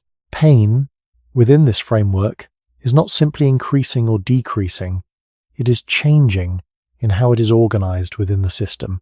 The persistence of pain can therefore be understood as the result of multiple widely accepted processes interacting over time, rather than as a single failure or defect. The signal reflects a system that continues to operate according to principles that were shaped across long periods of human history, even as the conditions in which that system functions have changed. This perspective does not reduce the complexity of pain, and it does not provide a single answer for every experience. It offers a way to see how the duration of pain can emerge from the interaction between body, brain, and environment, where each layer contributes to how long the signal remains active within the human condition. As this layered view of pain settles into a more complete picture, another widely accepted idea begins to take shape, one that moves away from asking whether pain is simply too strong or too long, and instead asks how the system decides what matters over time. The human nervous system is not built to measure damage with perfect accuracy. It is built to prioritize survival by weighing signals against context, history, and possible future outcomes. In this sense, pain is not only about what is happening in the body, but about how the system assigns importance to what is happening. Widely accepted research in neuroscience and perception shows that the brain continuously filters and ranks incoming information, selecting certain signals to remain in awareness while allowing others to fade. Pain is one of the signals most likely to be prioritized because of its association with potential harm. However, once a signal has been prioritized, the system may continue to treat it as important. especially if it fits into patterns that have been reinforced over time. In early human environments, this prioritization may have helped ensure that important signals were not overlooked. A sensation linked to injury, strain, or risk could remain in awareness long enough to influence behavior across multiple situations, reducing the chance of repeated harm. The cost of maintaining that signal for longer may have been outweighed by the benefit of avoiding further danger. However, when the same prioritization operates in environments where conditions remain stable and patterns repeat, the system may continue to assign importance to signals that no longer require the same level of response. The body is not only reacting to current input, it is maintaining a decision that the signal matters based on how it has been processed in the past. This decision is not conscious. It emerges from how neural networks integrate information across time. When the system has learned that a certain type of input is significant, it may continue to hold that input within awareness, allowing the experience to persist. This does not mean that pain is being created without basis. It means that the basis includes both the signal itself and the system's judgment about its importance. In contrast, many animals appear to operate with a prioritization system that is more closely tied to immediate conditions, allowing signals to lose prominence once the situation has changed. Their nervous systems still evaluate input, but the balance between persistence and release may be different, with a stronger tendency to return to a neutral state when the signal is no longer required. For humans, the expansion of memory, prediction, and social context introduces additional factors into how importance is assigned. A signal can remain significant not only because of what is happening now, but because of what has happened before and what might happen again. The environment of early humans likely supported this broader system by requiring individuals to carry information across time and to act on patterns that were not always visible in the present moment. Pain, within this framework, becomes part of a system that decides what to hold and what to release. As a result, the persistence of pain can be understood not only as a property of the signal, but as a reflection of how the system continues to treat that signal as important. This perspective does not resolve the experience or reduce its impact. It shifts the question from why the signal does not stop to how the system determines when it is safe to let it fade. When the conditions that once guided that decision are no longer present in the same way, the signal may remain, not because it must, but because the system has not yet received enough information to change its assessment. If we stay with this question a little longer, without trying to close it too quickly, another way of seeing pain begins to settle in. Pain may not be something that simply appears and disappears in a clean line. It may be something that was shaped to extend, to linger just enough to connect one moment to the next. Across human evolution, the body did not develop in conditions where every signal could safely end as soon as the immediate danger passed. There were often delays between cause and consequence, between injury and recovery, between movement and safety. A body that could carry information forward, even imperfectly, may have been better prepared for those delays than a body that reset too quickly. In that sense, pain becomes part of a system that stretches across time, linking what has happened to what might happen again, even if that link is sometimes stronger than necessary in the present. When that system continues into environments where the consequences of injury are less immediate, where the body can remain in one place, in one posture, in one pattern of attention for long periods, the signal it produces may begin to feel different. It may feel excessive, or misplaced, or disconnected from what the body can clearly identify as harm. But from another angle, the system is still following the same logic. It is holding on, maintaining continuity, preserving a sense that something once mattered and may still matter again. Widely accepted understanding in neuroscience and evolutionary biology supports this idea that systems do not always recalibrate instantly when conditions change. They carry forward patterns that were useful often enough to be preserved, even if those patterns no longer fit every situation they encounter. Pain, within this framework, is not only about the body's present condition, it is about how the body has learned to treat certain signals as important across time. The persistence of pain may therefore reflect not just a signal, but a decision made within the system, a decision that has been reinforced through memory, prediction, attention, and repeated experience. This decision is not conscious, and it is not fixed.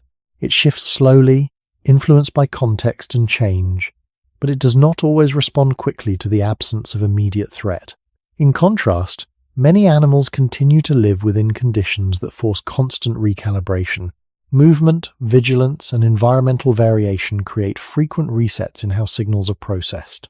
For humans, the reduction of those natural interruptions means that once a signal is established, it may have fewer opportunities to dissolve within changing conditions. It can remain within a body that is no longer being pushed to redistribute it, and within a mind that has fewer reasons to shift away from it. Over time, this creates the experience of pain as something that stays, not because it must, but because the system has not been given enough reason to let it go. This does not reduce the reality of pain, and it does not simplify its complexity. It suggests that what we feel may be part of a larger continuity where the body carries forward traces of its own history, shaped by environments that no longer exist in the same way. Pain, then, becomes something that belongs both to the past and the present at once. It is grounded in biology, but extended by time, held in place by patterns that were formed long before the conditions we now live in. And so, the question remains open, not as something to be solved immediately, but as something to be observed with care. If pain was shaped to protect across uncertain and changing worlds, what happens when that same system continues inside a world that has become more stable, more repetitive, and less interrupted than anything it was originally shaped for? And why do humans feel pain longer than other animals?